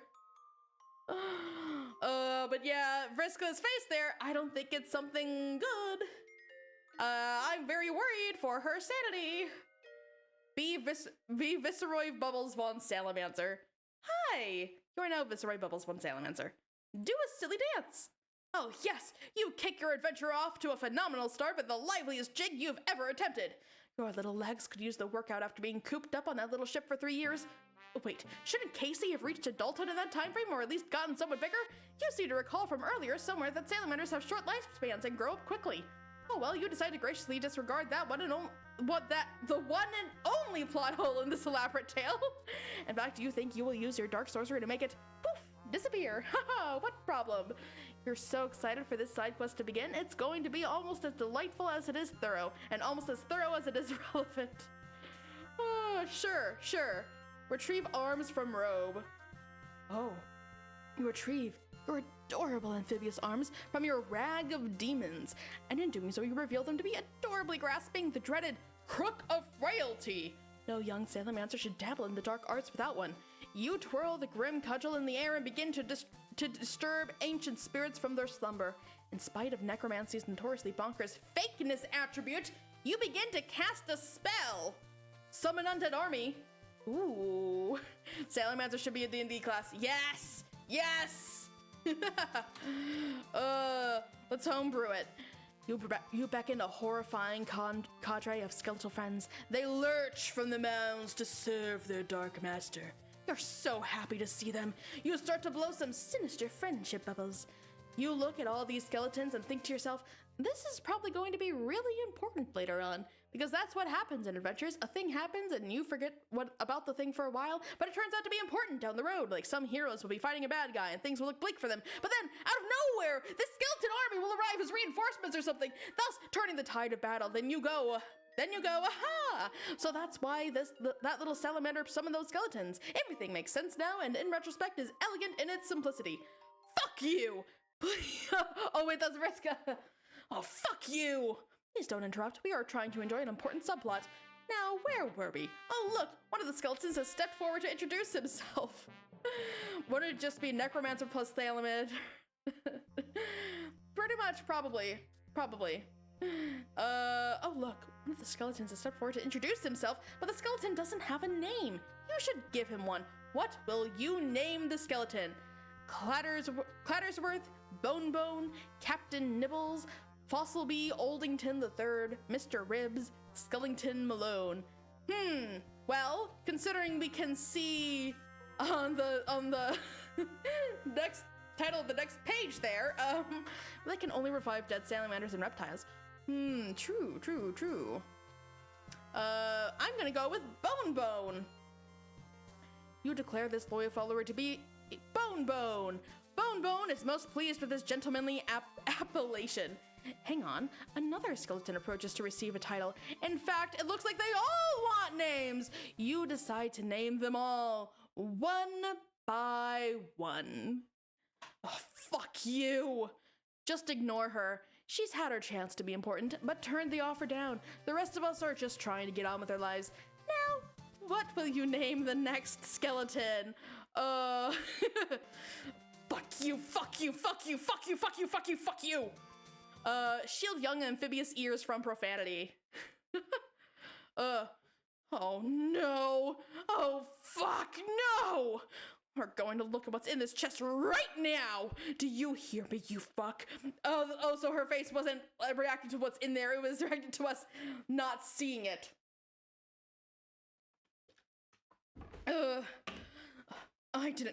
You do hear me, you fuck? I didn't scrape and claw my way back to relevance for this shit.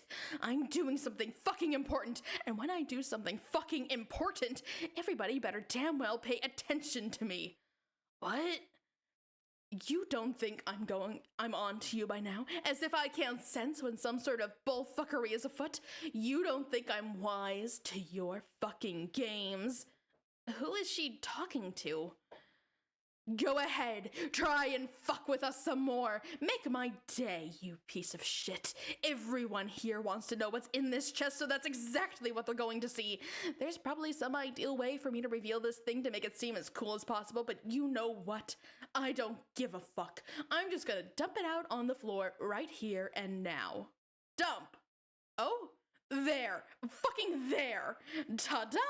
Would you look at that? It's the fucking treasure! Looks like some kind of human house-shaped thing. Holy shit! Didn't see that coming. Now everyone hold your fucking horses while I artlessly explain some more shit about it. Woo! Here fucking goes! Love that she's so psychic she can feel the metaphysical narrator switching focus in the afterlife. Oh, I love it. Okay, so maybe she's so I predicted the Vriska breakdown, but I thought it was going to be to like there being nothing there. But no, it's a reaction to the narrator fucking with her. I feel bullshit. After the guy used it that one time, it became totally intangible, so we can't touch it or pick it up. That's why we brought a radio along, so she can make it levitate or whatever. If we bring it near him, it's supposed to activate again or something. That's how you use it as a weapon, I guess. But that's all I know. There. You like that, you fuck? Do you like how I just took the fucking piss out of that cool, mysterious treasure? Do you like getting owned? Because that's what you just got. Owned. So why don't you suck it? Suck it.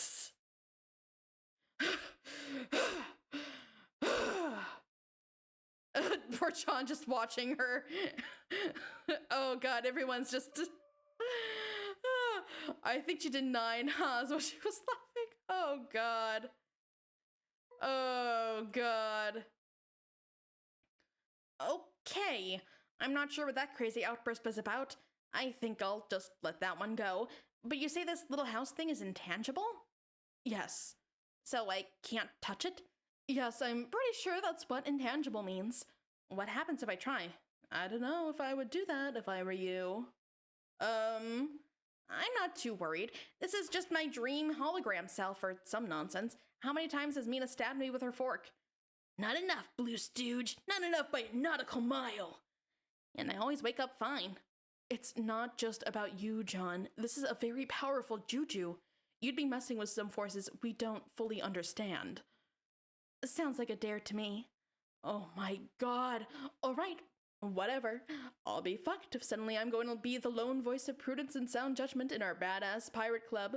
If you really want to plunge your fist through some sort of hole in reality, then be my guest. Oh. Huh. Poke. Ouch. Huh.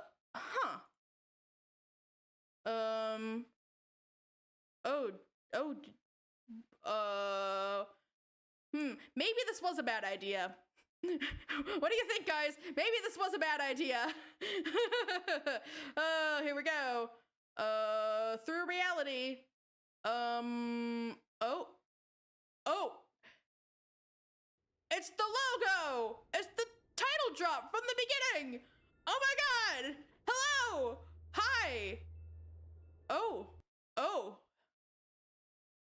It's some kind of Homestuck. Oh. This is a big deal. It retroactively added John's arms all over past pages of the comic. It was so cool. Oh my god! That's so cool! That's so cool. Wait, where's John's arm in this? Just so we see it there.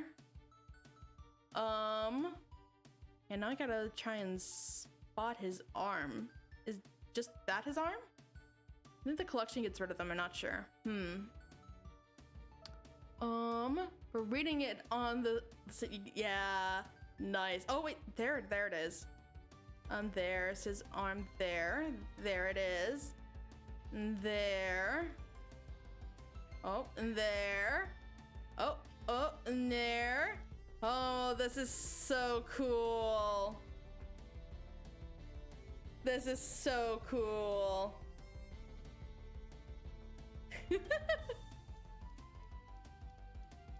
Oh, nice. Just everywhere. They're everywhere. Oh.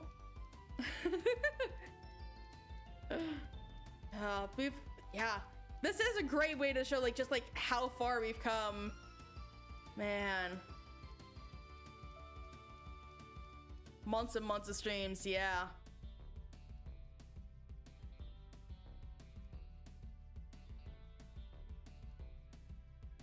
We've come so far. Ooh.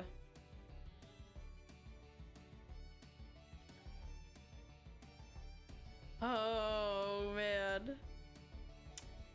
My little sad Tavros, don't worry. Things get better. You grow a spine eventually.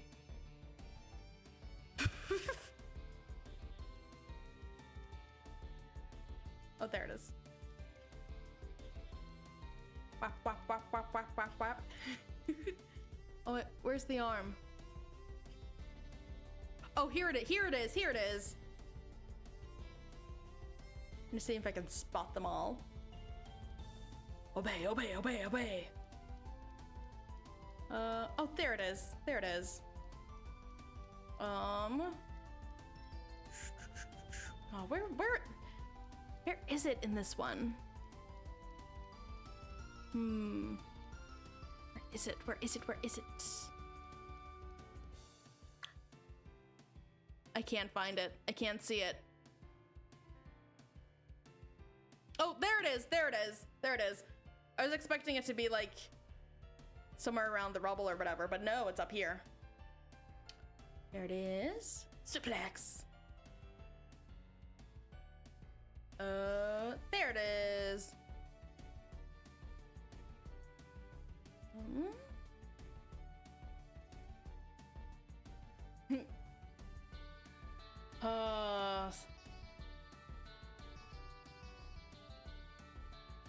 Nice.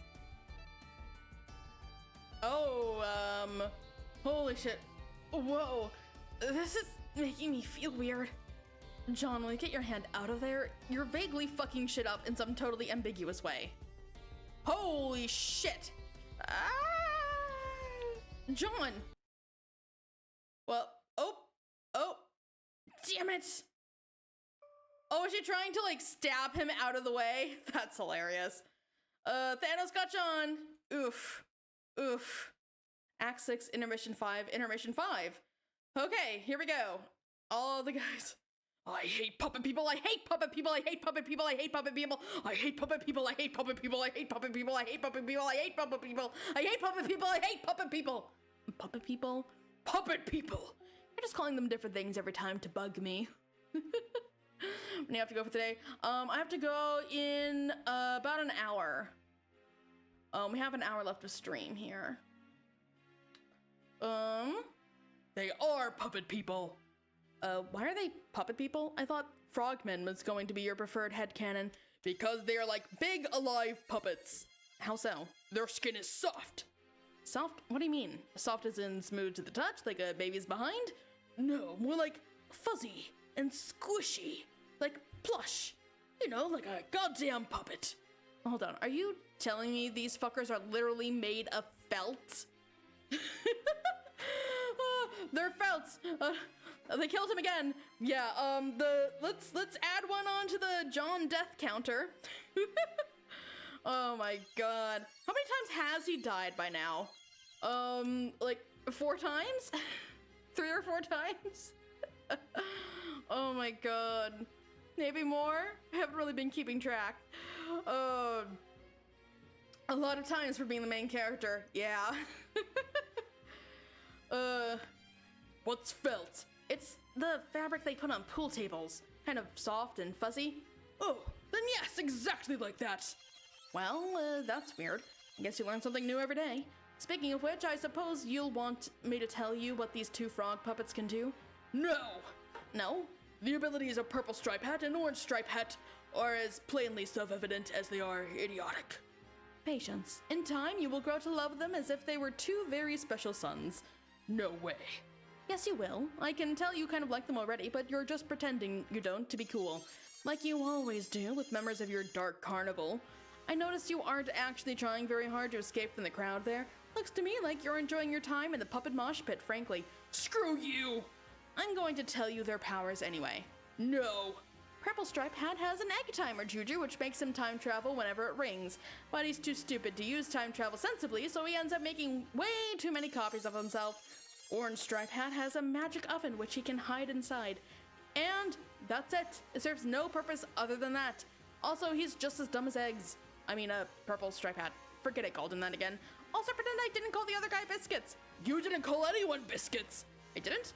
Oh, damn. Then pretend I didn't say I did. I don't care. I don't want to hear any of this. All of that was obvious. I've grown weary of your excessive divulgences. Yes, my divulgences haven't been too popular lately. I can't seem to catch a break. A what? A break. What's a break? Nothing. And just something an old flame used to say a lot. Well, not so much an old flame as someone who callously spurned my extraordinarily inappropriate advances one time. She really blew it, though. She could have been the star again if only she said yes. Things are pretty passive-aggressive between us now. Women, am I right? No, don't do this. I don't want us to bond over your female problems. Stop trying to be bros with me. You know how it is. Sometimes a guy just wants to take a look at what an adorable salamander is up to and scrutinize that situation carefully. Like, really see what's going on with that, you know? Is that so wrong? So what if I want to watch a young salamander spend several hours naming skeletons? It's my right to do that. I should be able to watch Bubbles name 1,000,000 fucking skeletons if I want. I should be able to do that without a spiteful attention hog stealing back the spotlight while she does something important. Who cares about important stuff? Important stuff is so overrated, in my honest opinion. I stopped listening! I don't even know what you're saying because I'm not reading it anymore. You can go ahead and babble all you want about meaningless trash. I've totally checked out of the conversation, so bye. I wonder what Spade Slick is doing right now. End of Act 6, intermission 5, intermission 5. Actually, I do want to take a bit of a 5-minute break here.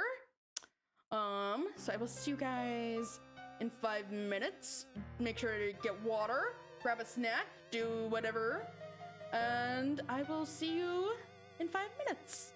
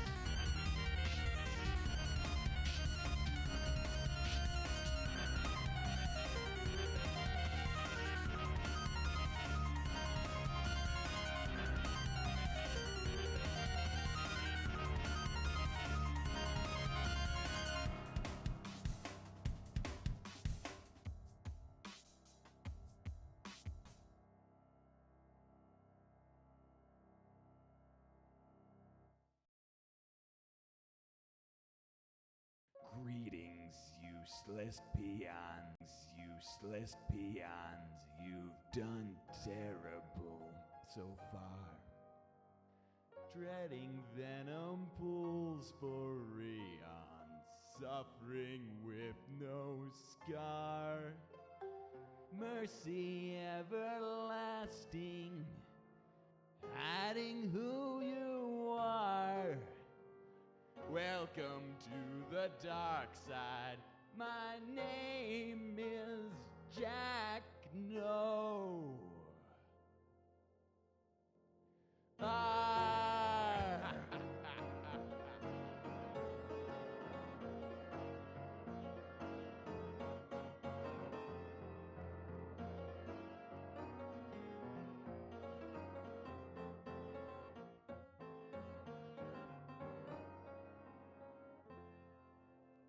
I'm the overlord of badass, the shadow magic priest.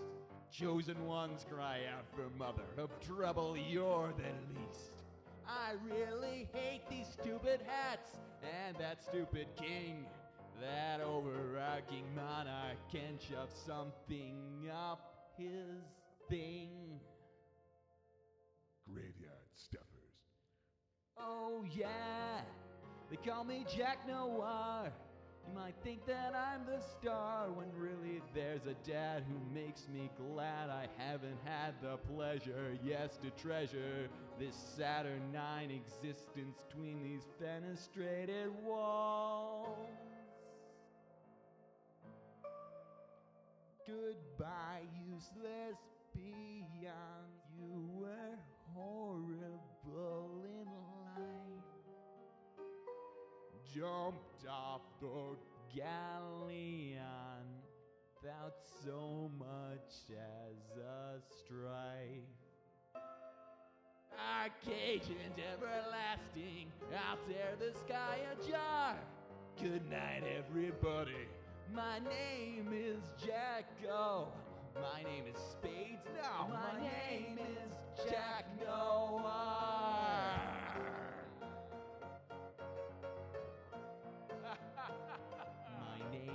My name is Jack Noir.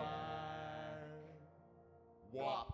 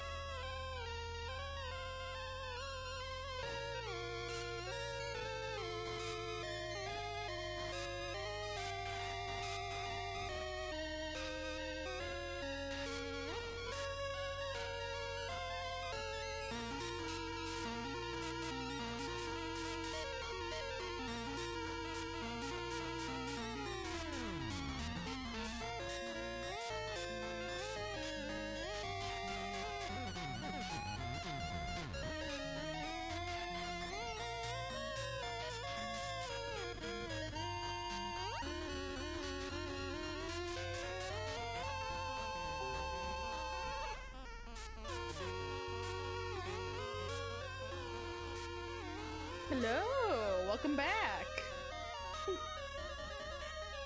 Thank you, Mixolity, for the wonderful music as always. Loved the Ballad of Jack Noir. Let's get right back into it. You are now Spade Slick. It appears that you will be the focus of an exciting new subplot. That is, if everyone's okay with that. You're not sure. Is that allowed, you wonder? Is anyone going to throw a tantrum and make us look at something else? Leave me alone, you fucking creep! Good news, Spade. It looks like your subplot checks out. You have the green light whenever you're ready. Gaze over balcony at horizon. Oh, what is that? There was some commotion up here earlier. That guy flipped your bed over this balcony and you fell in the water like 1,000 feet below. You had to climb all the way back up, sopping wet. I think he said something about English? You don't see any sign of the rival mob boss, though. You'll have to investigate. You might not have much time to find him, though. The sun is setting on the horizon. What are all those things floating over the water?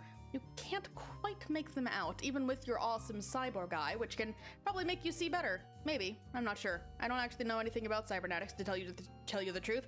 I just gave you a red eye because I thought it looked cool. Inspect green torso. Oh. Looks like this asshole in the white wig is dead. Yes, the same asshole who nursed you back to health even though he didn't have to, and even though he kind of promised he wouldn't do stuff like that Yes, the same asshole who nursed you back to health even though he didn't have to, and even though he kind of promised he wouldn't do stuff like that by way of some vague pledge involving a yellow ruler. But he saved your life anyway because his heart was just that big. You're welcome. You weren't listening to any of that because you don't care. Take wand. You're not gonna take the wand because obviously magic is fake. Come on, what sort of buffoon would try to wield that thing under any circumstance? You will, however, take the horns. They make a nice trophy. You always thought taking trophies from guys you killed was a cool idea. At least from guys you wish you killed, who you happen to find dead. The hoss is dead. Oh yeah, this guy is so pretty. Okay, here we go. Investigate. This appears to be the murder weapon. Looks like English was the trigger man, then ditched the weapon by the body for some reason. You've never seen the guy, but you heard he carries a big, overpowered gold machine gun. Pretty garish in your view. The man has no subtlety whatsoever. You and he sure have different styles when it comes to running an organized crime outfit. You honestly think he might be some sort of huge man-child, and I honestly think you might be right. Yeah, I'd agree with that description. You take the golden Q staff. Holy crap, this thing is huge. Good thing you have robot arms now. The weapon weighs several hundred pounds, but to a Hulk like him, it's light as a feather. And to a cyborg like you, it's light as a slightly heavier feather. Search for English. And how sweet would it be if you could use his own weapon against him when you get your event? Hey, who goes there? Of course, it's the cute little dame who tended to you while you were bedridden. Her soup was so delicious.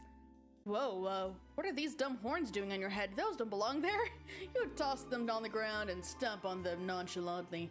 She's shaking like a leaf. She must be terrified. You assure her there's nothing to be afraid of anymore. Everything's gonna be okay. The asshole in the white wig is dead. I think that's why she's terrified, dude. Interrogate Miss Paint. Now that you've settled her nerves down, which you haven't, actually, you ask her where the guy who did this went. She says she doesn't know. She's been hiding since he smacked her across the face with his cane. You say he did what? Why, I oughta. She says she thinks he's probably gone now. You say, oh, any idea which way he went? She says no. You say, any idea what she might be doing later? She asks, what do you mean? You say, any dinner plans, or... Hey, Slick, what exactly are your intentions towards Miss Paint? You can at least wait until the blood is dry before making your move. I know you always had your shitty cybernetic eye on her. Yes, the same eye that's probably just a useless piece of red glass overlapping an otherwise perfectly healthy eye. Yeah, that one. Oh, fuck it. Who am I to stand between you two? You obviously make an adorable couple. Why should I live my rotten luck with the ladies' rain on your parade? That's it, I'm calling it. I'm declaring your ship to be officially canon. Now don't fuck this up, Slick. You heard it here. Slick and Emma's Paint is canon. Inquire about personals. Personals, she says? Yeah, you say. Your personal items. What items, she wonders. You know, all the shit you had on you before that guy turned you into a damn robot, like your hat and stuff. Oh, yeah, she knows exactly where all that is. Follow. She says this way, but please try to be quiet in case the green beast is still nearby. Miss Paint, retrieve personals. She leads you to one of the mansion's several dozen pantries and retrieves your box of stuff. Here you go, she says. Inspect personals. The hat was a little worse for the wear, but she took it to the tailor to have it repaired. Tailor? What tailor, you say? The one that appears when you pull his pin from the little doll. She said she put the pin back, though, because the man was rather grouchy and unpleasant. Oh, wait a minute. Of course! The doll! Take doll. You knew you decided to hang on to this thing for a reason. Pull pins. English has no idea what he's in for. You can't wait to see the look on his face, even though the look on his face is always pretty much the same since he's a skull monster. Yeah, better leave the black one in, though. Pulling that one could have some really weird consequences. Command minions. You tell all these mugs to listen up. This gang is now under new management.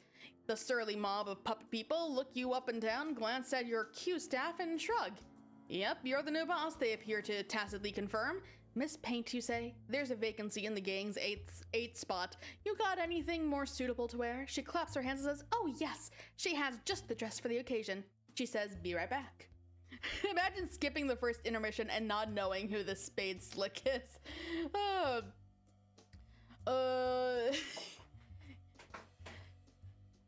Why would anyone skip an intermission? Consult with brains of operation. You say, hey you, wise guy in the maroon hat. What was his name again? Some weapon shaped like a 7 boomerang? No, that wasn't it. Your memory's failing you. Might have taken the blow to the head. Might have taken one blow to the head too many when that universe exploded. Hey, why did that universe explode again? Can't recall for the life of you. Crowbar. What? Crowbar is his name, the guy says. Oh yeah, that's right. Now you remember, you used his crowbar a while ago to smash a priceless clock to pieces. You have his crowbar, he asks? No, you lost track of it. Any idea where it is? No clue, you say. Damn, he says. You ask him how they can get out of here. Go somewhere to regroup and make some plans. Hatch some schemes, maybe draw a map or two. Preferably in a hideout. He says he can lead you back to one of the gang's old haunts. You say after you then. He says, hey, yeah? What happened to the old boss, he wonders. Is he dead or something? You say, none of your damn business. Now get moving. Lead gang back to hideout. Through here, Crowbar says. Hey, what's this thing? Clover asks. Nothing, you say. You think the idiot who used to live here is doing some sort of science experiment. Pretty much, Miss Paint says. Don't touch it, you say. Could be a death trap. Clover pulls his hand away quickly. He looks worried. Di asks if he can have his doll back. You say, of course not. Shut up. He looks crestfallen. Aw. Go through 5th wall. Ooh. God damn, it's hot in here. AC must be broken or something. Ooh. Exit this weird little girl's room. You leave Damara's room and Great Caesar's stab wound. What is even going on? And you leave Damara's room and Great Caesar's stab wound. What is even going on here? Crowbar, where the hell are you leading us, you ask? He says it's the Doc's old apartment. Really posh digs. Primo location, too. At least it was before the universe exploded. Just a little chilly. Maybe due to the big hole. Primo location, too. At least it was before the universe exploded. Why are there giant holes in the walls through which can be seen an abundance of blinding green plasma, you inquire? He says because the apartment is now floating somewhere in a huge sun. A sun, you say. Well, shit. No matter it's so hot, you could cook breakfast on your cranial plates. Hiding out in the middle of a big sun doesn't sound like a big, tenable predicament, does it, Crowbar? No, boss, he supposes it does not. Sounds like it's actually kind of a shitty predicament, doesn't it, Crowbar? Yes, boss, he supposes it does. A predicament defying any sense of reason, safety, physical comfort, and most laws of science, probably. He wouldn't know about that, boss. You'll have to ask the scientist. You got a sassy mouth on you, Crowbar, you say to Crowbar. A real sassy mouth. He says if you don't want to stay, that's fine. There are contingencies in place. Contingencies, you say? He says Doc's suite had an emergency exit which the gang could flee through whenever things got too hot to handle. Circumstances, he says, which never once presented themselves until now in the most literal way possible. Yeah, you say. Because of the sun. Yes, he says, because of the sun. Well, what are you waiting for, Crowbar? Keep leading the way. Crowbar, keep leading the way. Hold up, you say. You're not sure about this. Crowbar leading the way business. Who's the leader here? This smart mouth or you? He says, you, of course, but you don't know where the exit is. You say, bullshit, you've been here before, you know this place like the back of your hand. You show him your hand, which is now mostly unfamiliar to you, because it's made of metal. You put your hand down quickly, because that didn't serve your rhetorical purpose at all.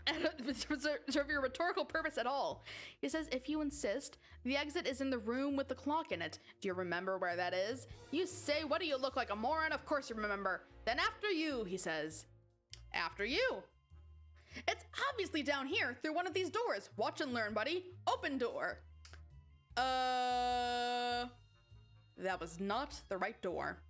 Never mind. Just take us to the exit, Crowbar. He says, yeah, sure. Proceed.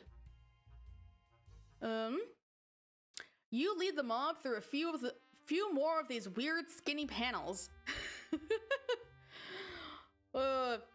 Some of the guys get distracted over there in the lounge. Just a quick match of table stickball, a fun game they made up, which is based on their hats. You would tell them to quit playing pool and get over here. They start laughing their asses off at the noob who doesn't know a game of table stickball when he sees one. Crowbar, show slick exit. So, this is it, huh, you say? Why does he keep the exit in the room with the clock anyway? Crowbar says the exit's in the room with the clock because the exit is the clock. Say, you see. You look the clock up and down. Doesn't look the same as you remember. It was a lot fancier when you smashed it up with a crowbar. You mean the crowbar. All purple and gold and ticking, as if deciding the fate of someone you don't know or care about. Someone who doesn't understand a golden opportunity when she sees it. Someone whose behavior may have been controversial and whose sentence apparently had to be arbitrated by a magic timepiece. Just as well you smashed it. That way nobody could outsource their judgment to the verdict of a stupid clock. Yes, you definitely thought all that now. Wait, what happened to the pendulum? The ball thingy, you mean? Crowbar says it broke. You see. All right. Anyway, none of that matters now. How are you supposed to exit through this thing? Guess you have to open it? Yes, he says. How, you say? He says, oh, you know, gotta pry it open. If only they had a tool with which to pry. Perhaps a tool which is notorious for its prying ability, which also happens to be its sole purpose. You wouldn't happen to know where such a tool might be, would you? He asks. No, suppose not. There he goes again with that smart mouth. Nothing but sass from this guy. You're starting to miss your old right-hand man. At least when he got sick of your shit, he would just turn around and light a cigarette. Punch clock. There! Crowbar schmobar! Why the hell are you gonna squeeze all these big galoots through that skinny-ass door? Wait, you might have an idea. Wasn't there a guy with an oven? Where's the guy with the oven? Hey, oven, get over here! Crowbar whispers his name is actually Biscuits. You don't give a fuck. Biscuits seems to understand he is being summoned and waddles over. Yep, there's his magic oven. Wow, what a dumb juju. Should come in handy for once, though. Everybody in. Everyone in the oven. Let's go, let's move. Iggy, Slowpoke, what's his face? Yes, you too, Miss Paint. Clover, Shark Guy, Top Hat, get in there. Crowbar, you can mouth off all you want, just do it in the oven. Stitch Face, Fatty, Fireman, the Centaur Butler? Yeah, what the hell, come on in. He can be the team mascot or something. Plus his milk was fucking great. Biscuits, other biscuits, big guy, bigger guy. That should do it. The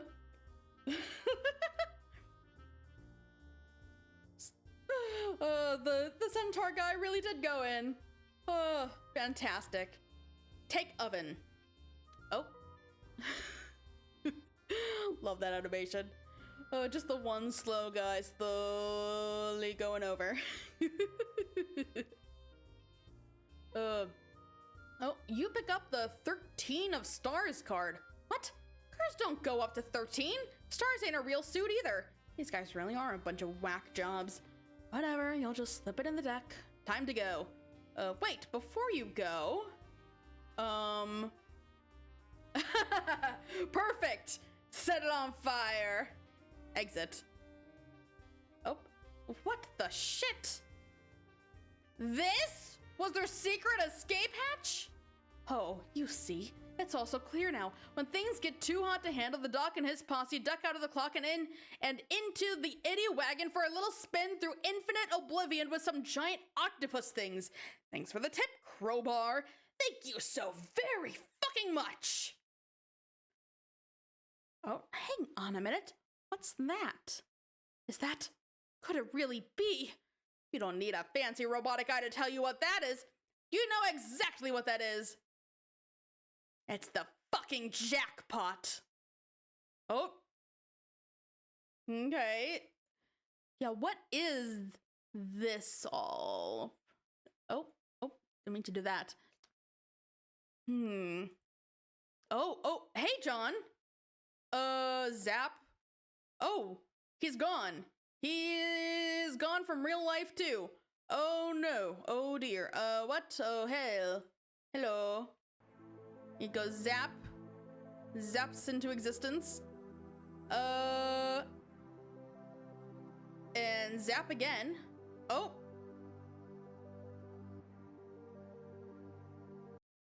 Oh, God. Oh, it's him. Zap. Boom. Oh, God, it was him.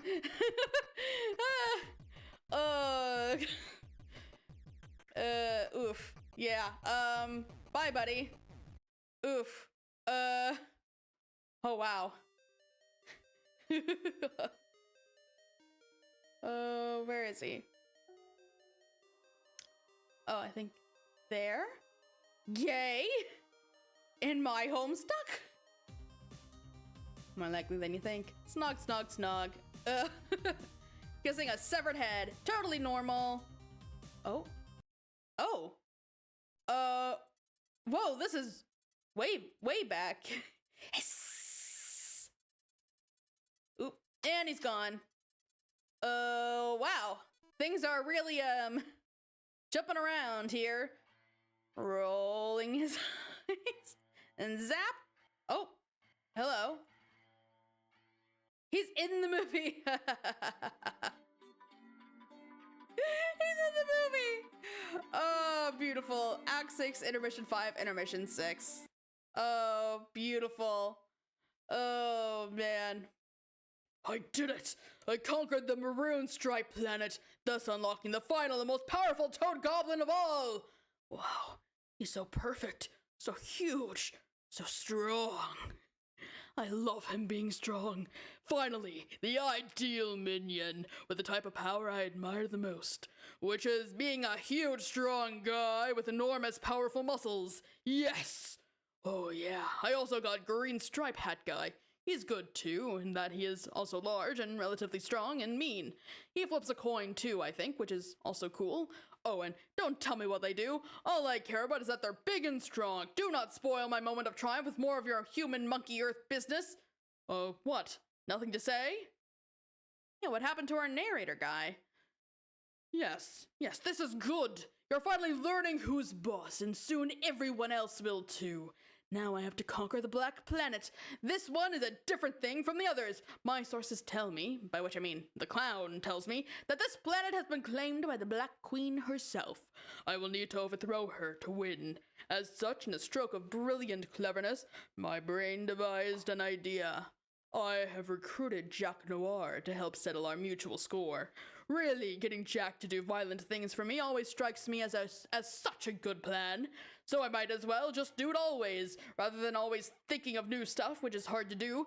He would make a good friend, if the concept of friendship wasn't horrid and meaningless to me. Therefore, I will think of a way to dispose of him once his usefulness is over. It's bad form to leave stray noirs wandering around. Don't tell him I said any of this. My treachery to him is meant to be a surprise. Hello? Where the fuck did you go? Aren't you going to tell me what you think of my great plan? Or deride me in some fashion for my juvenile conduct and poor critical thinking skills? Well, you unspeakably putrid and fatuous blabbermouth, I demand that you talk to me! Okay, I see how it is. You have decided you will no longer allow me to browbeat you into helping me through sheer force of petulance. It may surprise you to know I am just as capable of respecting that as I am of throwing a tantrum about it. I don't need you anymore. I don't need anyone. Oof. Oh. Well, this could go poorly. John showing up here. Hi. Intense stare down. Intense stare down. Intense stare down. Intense stare down. Intense stare down. Intense stare down.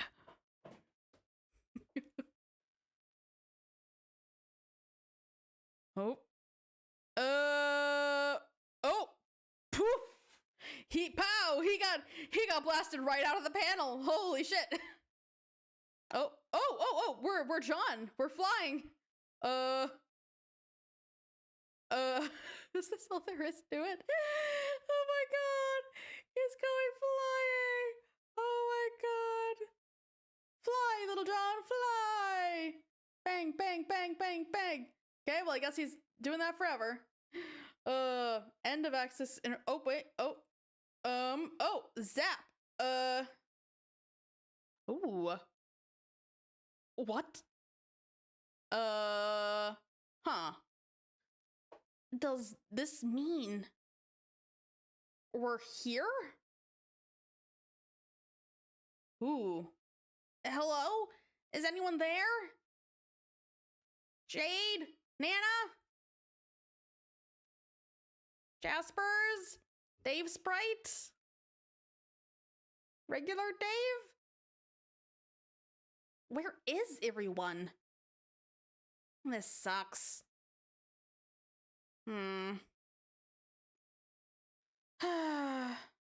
Poor John, all alone.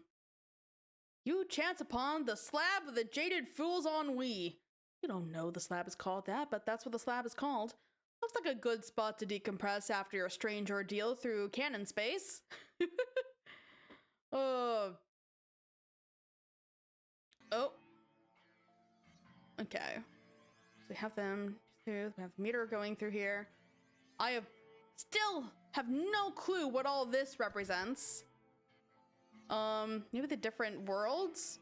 Yeah, because if each of these represents a Skaya. They're the different worlds. And this is the black void between worlds then, maybe? They're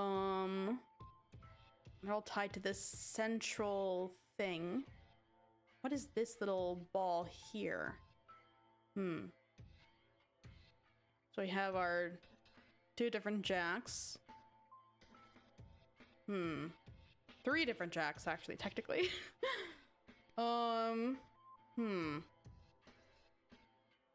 Interesting.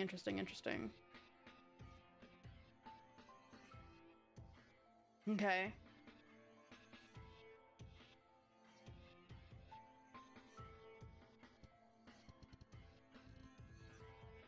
Okay. So, has anyone figured out how we're actually gonna stop this meteor? Or was 3 years not enough time to solve that problem? No, we haven't! Oh my god, we're still traveling at the speed of light and we only seem to be picking up steam! I don't think that's possible, dude. In fact, I'm not sure if we were ever traveling at light speed. I think maybe there's been some bogus science in circulation that we've been chumped into getting behind. What? Just saying. No, I'm just saying. We came all this way and we're all going to die. I don't believe this. How could we not have thought this through better? It's like the Reckoning version 2.0 or 3.0 or wait, maybe 4.0 for counting the before us sesh. Ugh, fuck this sentence I'm saying. How could it all boil down to yet another meteor hurtling towards sky and serving as the harbinger of our imminent demise? Except this time, we're riding the fucking harbinger, which is ironic when you think about it. We were brought into this life riding a meteor. Makes sense, that's how we all go out. Man, pull it together. This thing has to have some escape pods or something. Where? I never saw any. Maybe they were being stored in the hypergravity chamber. We have a hypergravity chamber? Herb chamber? Well, I guess maybe we could just sort of hop up and like fly away. Why, you a born column of smarmy filth! You always did know how to rub salt in the wound. What about those of us who can't fly? You know I can't fly, and you know it's a sore subject for me. I swear to God, this meteor needs one of those baby on board things on the back, but like a crab instead of a baby for max fidelity to the gag because trolls. I know you can't fly, dude. Obviously, I would just carry you or something. I'd rather fucking die. Don't worry, guys. I have a feeling everything's gonna work out. Bro, shut the fuck up. Bark! Dude, did you just bark? What? No, I didn't bark. I thought that was you. Why would I bark? Well, why the fuck would I bark? Because you're having a mental breakdown. Why don't you have a mental go fuck yourself? Or wait, then use your alleged time powers to make a copy of yourself and turn this audacious fantasy into a sensual reality. Nah, bark. There it was again. The bark happened again. Wasn't me. Who the fuck is barking? Kanaya, did you bark? You fucking with us, Miriam? Yes. Terezi, was it you? Grr. What is it? What are you looking at? I'm sure it's fine. I'm sure it's fine. Maybe the mayor barked? Mayor, was that you? I bet it was. God, I love the mayor. So full of surprises. Hey, Jade! Hi! Hi! Hi! Right, I forgot Jade was evil now. Hey guys! Long time no see. Right, I forgot Jade was... Oof. Oof, oof, oof. Grimdark Jade here for some fun. Yep.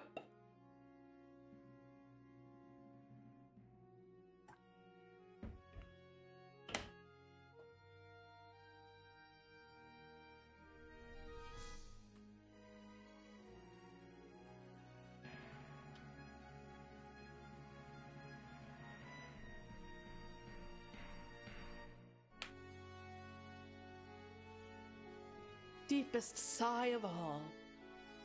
Oh, not grim bark. Oh, hello. It just leaves. So bored.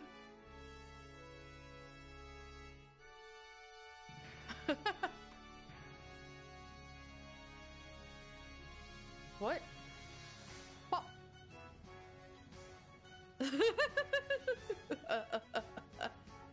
Yes. Ah. Where did he get the? Oh, fucking yes. Aw.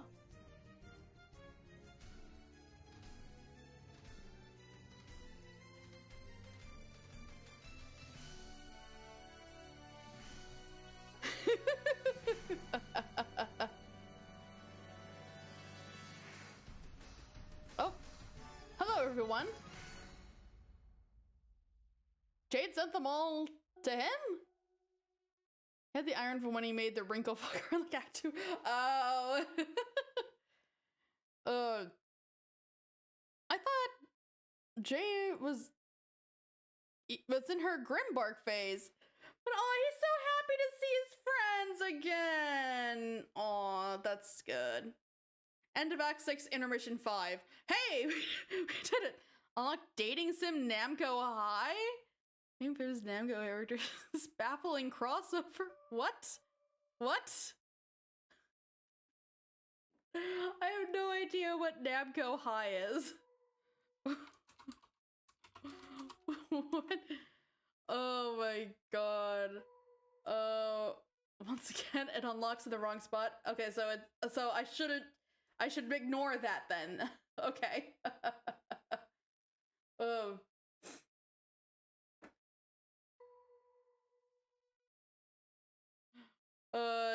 Not that it matters at all. Okay.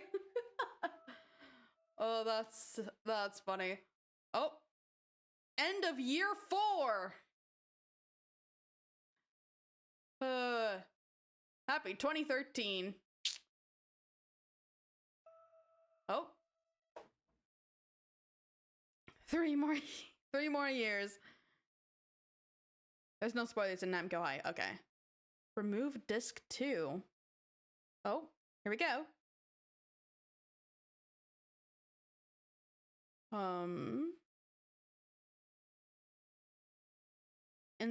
Oh, what are you doing? Buddy! Buddy! Insert disc 3.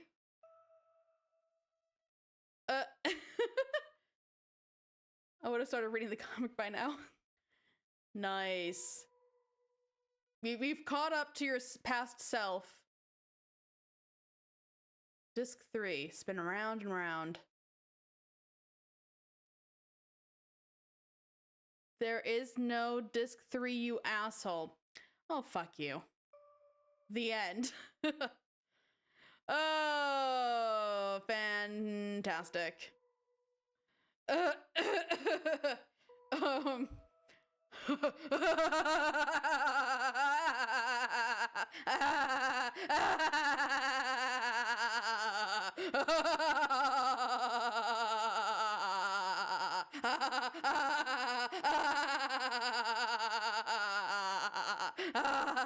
Okay, let's pretend I did that for a while. We did it! Homestuck's over!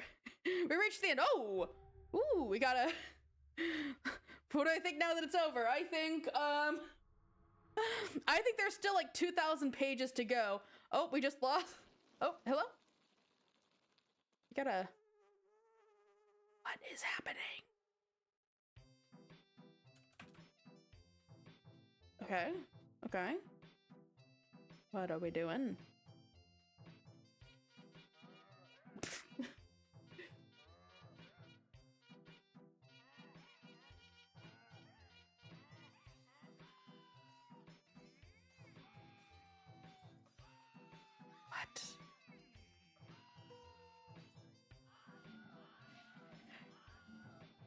What? This might be the best song Homestuck's ever had. The height of artistry.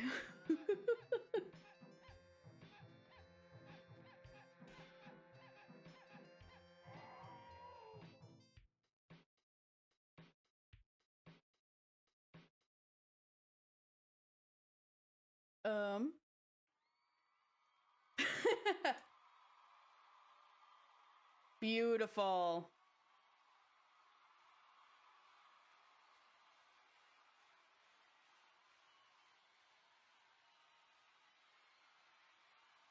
Beautiful.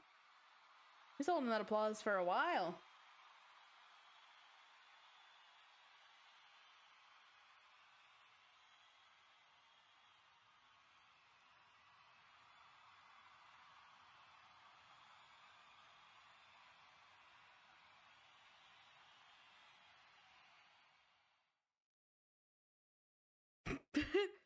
Begin homos. Oh my god. Okay. A young male homo sapien. A young male homo sapien is trapped in his room. The premise is uninteresting and everything about it sucks. Okay. Okay. God, I'm happy we made it through that previous log. Now we've reached the good bit. We've reached this part makes it all worth it. we finally finished Homestuck. Now we can start Homosuck. Hence the title, which is a portmanteau consisting of 2 thematically appropriate words. The male is not very smart. There is something about a human birthday, and he doesn't have a name yet, and more stupid things along those lines. All of this is irrelevant. Here's what really matters. A young male cherub has achieved total domination over his quest, thus unlocking his magic mystery planet, and therefore gaining supreme mastery over all events in reality, canonical or otherwise. Notice how this started in... Oh, it did. Thank you for pointing that out. He became a god tier, obviously. It was easy, involving a trivial act of self-suicide. It was not a very big deal at all. That's what happens when you're the best. You become the best thing quite casually and off-screen, like it's not even that important. Gotta do the funny meme numbers, yep. Then he started climbing the god tiers. Lordling. See, like that. He stood on that flashy thing, which may not even be literally real. Which each god tier he climbed he got a new achievement badge sewn onto his kitty camper handy sash, which also may be a thing that's not literally real, like many other things, which don't seem to have literal reality but exist anyway. Getting new badges helps you understand stupid things like that better. In other words, they're mostly pointless. Like Gift of Gab, which is especially useless to our hero, since there is nobody for him to talk to except for a rude clown, and all his dumb green friends, I guess. And he could already talk to them regardless, so what the fuck? The badges are all so shitty, I barely even know what to say. One of them lets you acquire objects with your bare hands, no capture logs required. Wow, it's a dream come true. There is another one, and I'm not joking here, that grants you the ability to have non-awkward personal relationships. I wish I was making this up. I really do. I mean, hey, I'd love to have this one. Non-awkward personal relationships. That sounds like a pretty S tier ability right there. But there was one badge he got.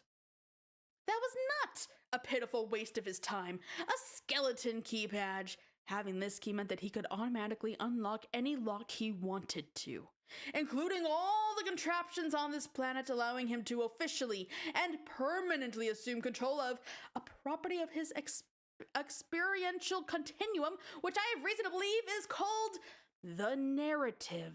And due to his unquestioned supremacy over a lot of things, he is now able to commandeer this enigmatic medium, while totally unimpeded by the ghostly voice of a sarcastic douche.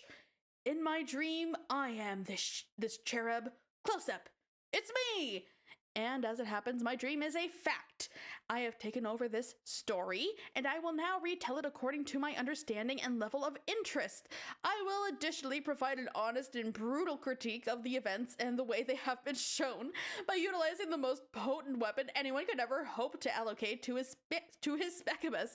It is the weapon of satire. Oh my god, this is gonna be so great! Has anyone ever done anything like this before? I doubt it. All I have to do is keep working the magic with my fucking computer pencil. Yes, drawing is easy. Don't let anyone ever tell you it isn't. You work hard and hone your craft and ignore the haters until you are in the zone. Now excuse me while I draw a shitty room. Examine room. You examine your shitty room. You are the male. I'm calling him you for some reason, and that is how this idiotic adventure goes usually. The guy on the screen, that's you. Confused yet? It only goes downhill from here. Prepare to be frustrated and angry as more things happen. Do some stuff. You fuck around heartily again, by which I mean him. I know it is counterintuitive, but I will keep saying he's you because of my artistic license. The you male fucks around a lot like this, bouncing around and jittering, wasting time. But the secret is that it's actually me fucking around. I move this guy around like a puppet with my imaginary hand. See? Go open that chest. And I tell my puppet what to do by typing orders in the thing while pretending that you are typing them. It is a disingenuous ruse at best to make you believe you are guiding my puppet while also bizarrely insisting that you are the puppet by calling him you. I unsuccessfully strive to immerse you in an experience that no one with a brain would ever conceivably wish to participate in regardless. But in the end, the joke of it all is, it's just me telling myself what to do with my puppet. And then doing it. You will agree, this is the height of creative self-indulgence. In fact, for me to even be mocking this practice almost feels incestuously masturbatory, even though that is a redundant phrase for cherubs. Hide inside chest. Beep, beep, beep. All aboard the idiot wagon. This is the kind of thing that happens almost every screen, as opposed to accomplishing things that are important or making sense. Let's take note of the fact that I am slamming this tendency and move on. Go over there. Okay, you go over there. You stand there and nothing happens. God damn, I am good at this. Do a dance on the shape. You get on the shape and I make you do a dance. I use the principle of animation to put movements in motion somehow. You notice by now my storytelling genius. I drew my puppet and I drew his room and that's it. Now all I have to do is move him around the room and make him do meaningless things for laughs. But the really funny thing is, the laughter is mostly coming from me. It is happening at your expense. Smoosh! Bonk! Duh! Ah! This way, I can make so many of these story rectangles so fast. So it seems to everyone who is stupid enough to look at my rectangles in the first place that so much is happening and the plot is advancing at breakneck speed. This is just a clever trick, though. Because the truth is there is no plot. Nothing is actually happening ever. Just a lot of bullshit like this with cakes and cards and flying every which way. And you are just sitting there, frowning at it. Exercise freedom to leave room. Strife. The lucky male is oblivious to his privilege. If not being chained to his room with the horrible sister he doesn't have, the advantage makes him way too overpowered, and therefore he is what some refer to as a human Mary Sue. This makes him less sympathetic and gives you another reason to actively route for his death. He goes downstairs and you think, aha, this is it. Something important is happening, but your observation is another brainless fallacy. The thing happening here is just as pointless as everything else. The larger Homo sapien is obviously attempting to help the male grow up and become strong through a rite of passage involving sweets, possibly to help the male become a trickster. But the male is stubborn and refuses, like an idiot. Leave building. It turns out the male can leave after all, relatively unhindered, basically contradicting the entire premise of the story. What a joke, you say to yourself. You, the reader, though. You, not you, the male. Boggle vacantly at these shenanigans. It begins to dawn on you that everything you just did may have been a colossal waste of time. It also begins to dawn on you that I was the one all along who illustrated this fantastic cartoon rectangle, which you remember that you saw before somewhere, and you now find this revelation to be almost as retroactively plausible as it is mind-blowing. It brings to mind a famous quote from a celebrated poet of yore that I think goes like this. Well, shit, that's a hell of a mystery no one thought was a mystery and didn't even really need solving, but damn if it didn't just get solved. So nice work.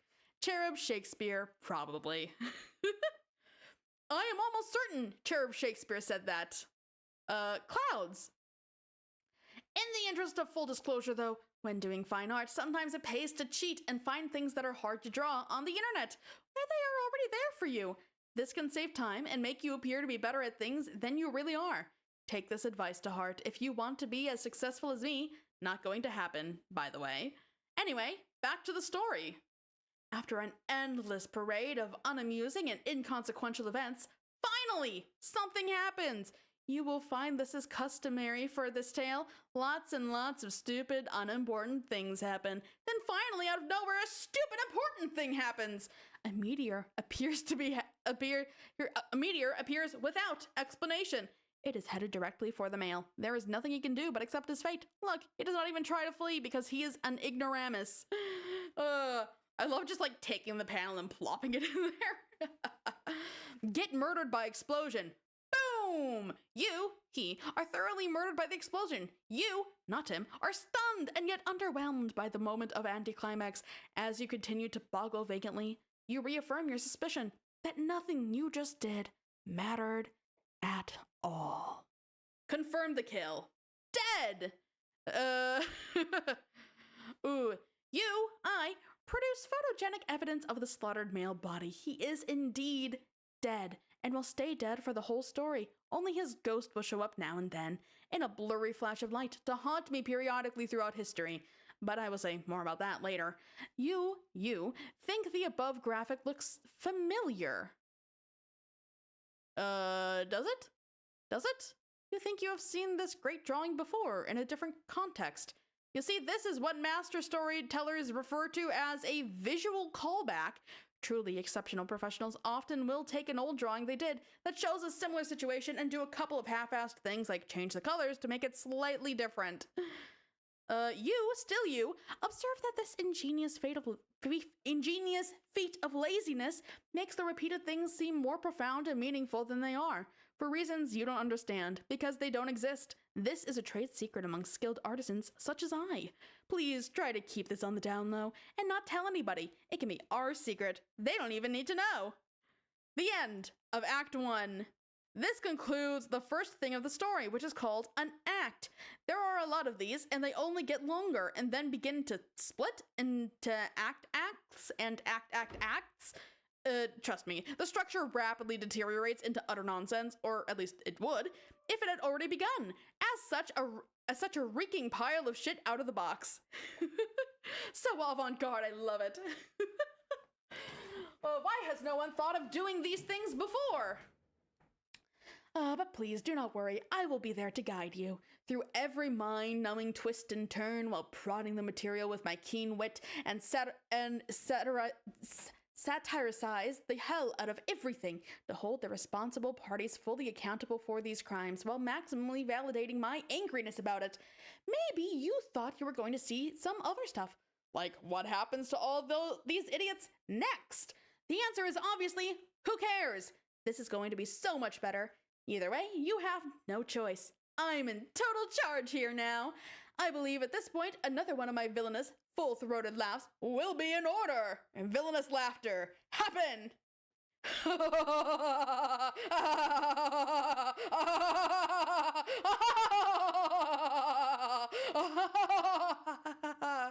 Oh, whoops.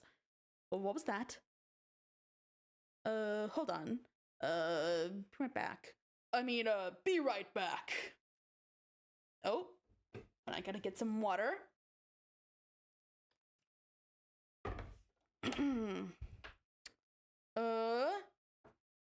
At Emerly's drawing book, make a world. Oh, 1 second.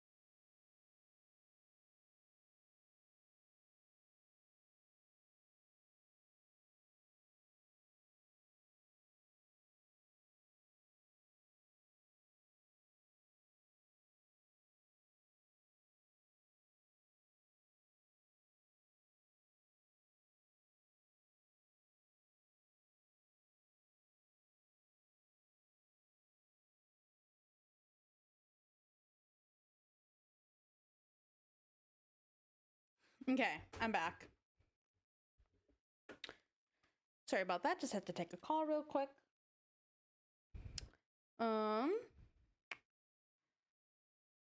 Ed Emerly's drawing book, Make a World. Yeah, hold on. Oh wait, hold on. I closed my thing. I gotta bring it back up. Okay, here we go. Here we go. Okay. What is all this shit? Horses? Why horses? Is it supposed to be ironic or something that the very objects of falling out of this box would be in the proximity of some horses? I don't get it. And what's this? An illustration manual of some sort? Is someone implying I would benefit from this? Fuck whoever is implying that by storing it in a secret hole for me to discover. Horses are so silly. More how to draw manga, the basics of character drawing. Oh god. Who is this extravagant bitch? Is she partly a robot, sort of like me? Oh, she seems to be an artist too, like me. Did she draw herself? I don't see how that's possible, considering she is fictional, as well as a girl. Some other very skilled draftsman must have drawn it, but how did he make it look like she is coming out of the paper? When I turn the book, the image stays flat, and the illustration is exposed. I wonder if the sorcerer of this so-called manga reveals the nature of his wizardry inside the tome. Why is the friendly bitch looking at me like that, with the large glassy eyes and shining face? It's making me have weird feelings in my body. I have to put this down. You're welcome. Act 6. Super Cartridge expansion pack. Sweet new features. Beautiful, the perfect gift for him. Instruction booklet. It seems you have run out of game discs, and now Caliborn has hijacked the property of his experiential continuum, which he has reason to believe is called the narrative. Little does he know you recently made the shrewd decision to purchase the Act 6 Super Cartridge expansion pack. Just plug it into any in-universe console port to unlock a variety of exciting new gameplay features and proceed through remaining canon unfettered, while Caliborn muddles through 6 new sub-acts of infantile, subversive parody, targeting the very tale he inhabits, none the wiser. Do you have what it takes to humor this bold new storyteller, a young man in peak command over his epic struggle to produce vaguely recognizable shapes? Can you endure his ill-tempered, hyperbolic sentence fragments long enough to reach an interspersed series of sub intermissions through which, while our new narrative pauses to gather his thoughts, our cast of quasi-reunited heroes may resume their intrepid march toward the end of Homestuck proper? And can you keep this on the down low so Caliborn may continue to believe he has commandeered the medium absolutely, while we privately return to the narrative between his miserable tirades? It can be our secret. He doesn't even need to know. Oh, hell no! Special Stardust. Oh, hell no! Okay, fine. Let's see how his dumb cartridge rounds with just a pinch of Stardust. Oh yes, and how about some delicious false teeth for good measure? Why not? Temp. I am no expert on microchips, but I doubt these conditions are ideal! Yes, perfect. The show must go on. So as to quote another famous cherub, though I'm not sure which one. Probably a sports legend, I would guess. While I pause to gather my thoughts for my Act 2 tirade, please enjoy this intermission cartridge, or whatever it is, with its exciting new gameplay features. Oh god, yeah, the poor cartridge. Oh my god. I hope it doesn't have any problems or anything. Ooh. Yeah, let's see. Oh, more.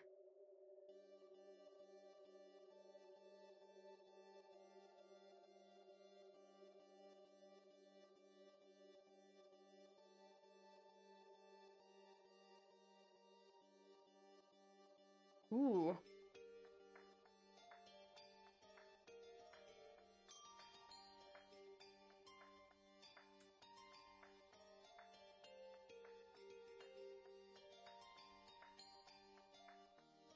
Down we go.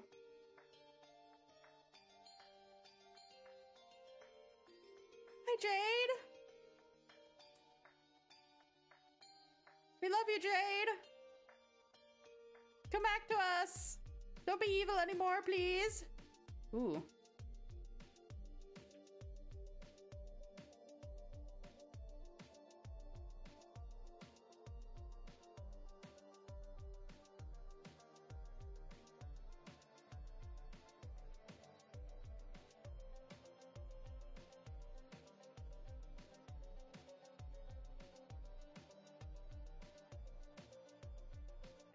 Ooh.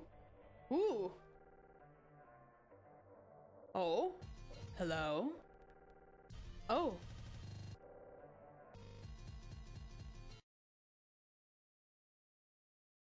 Uh.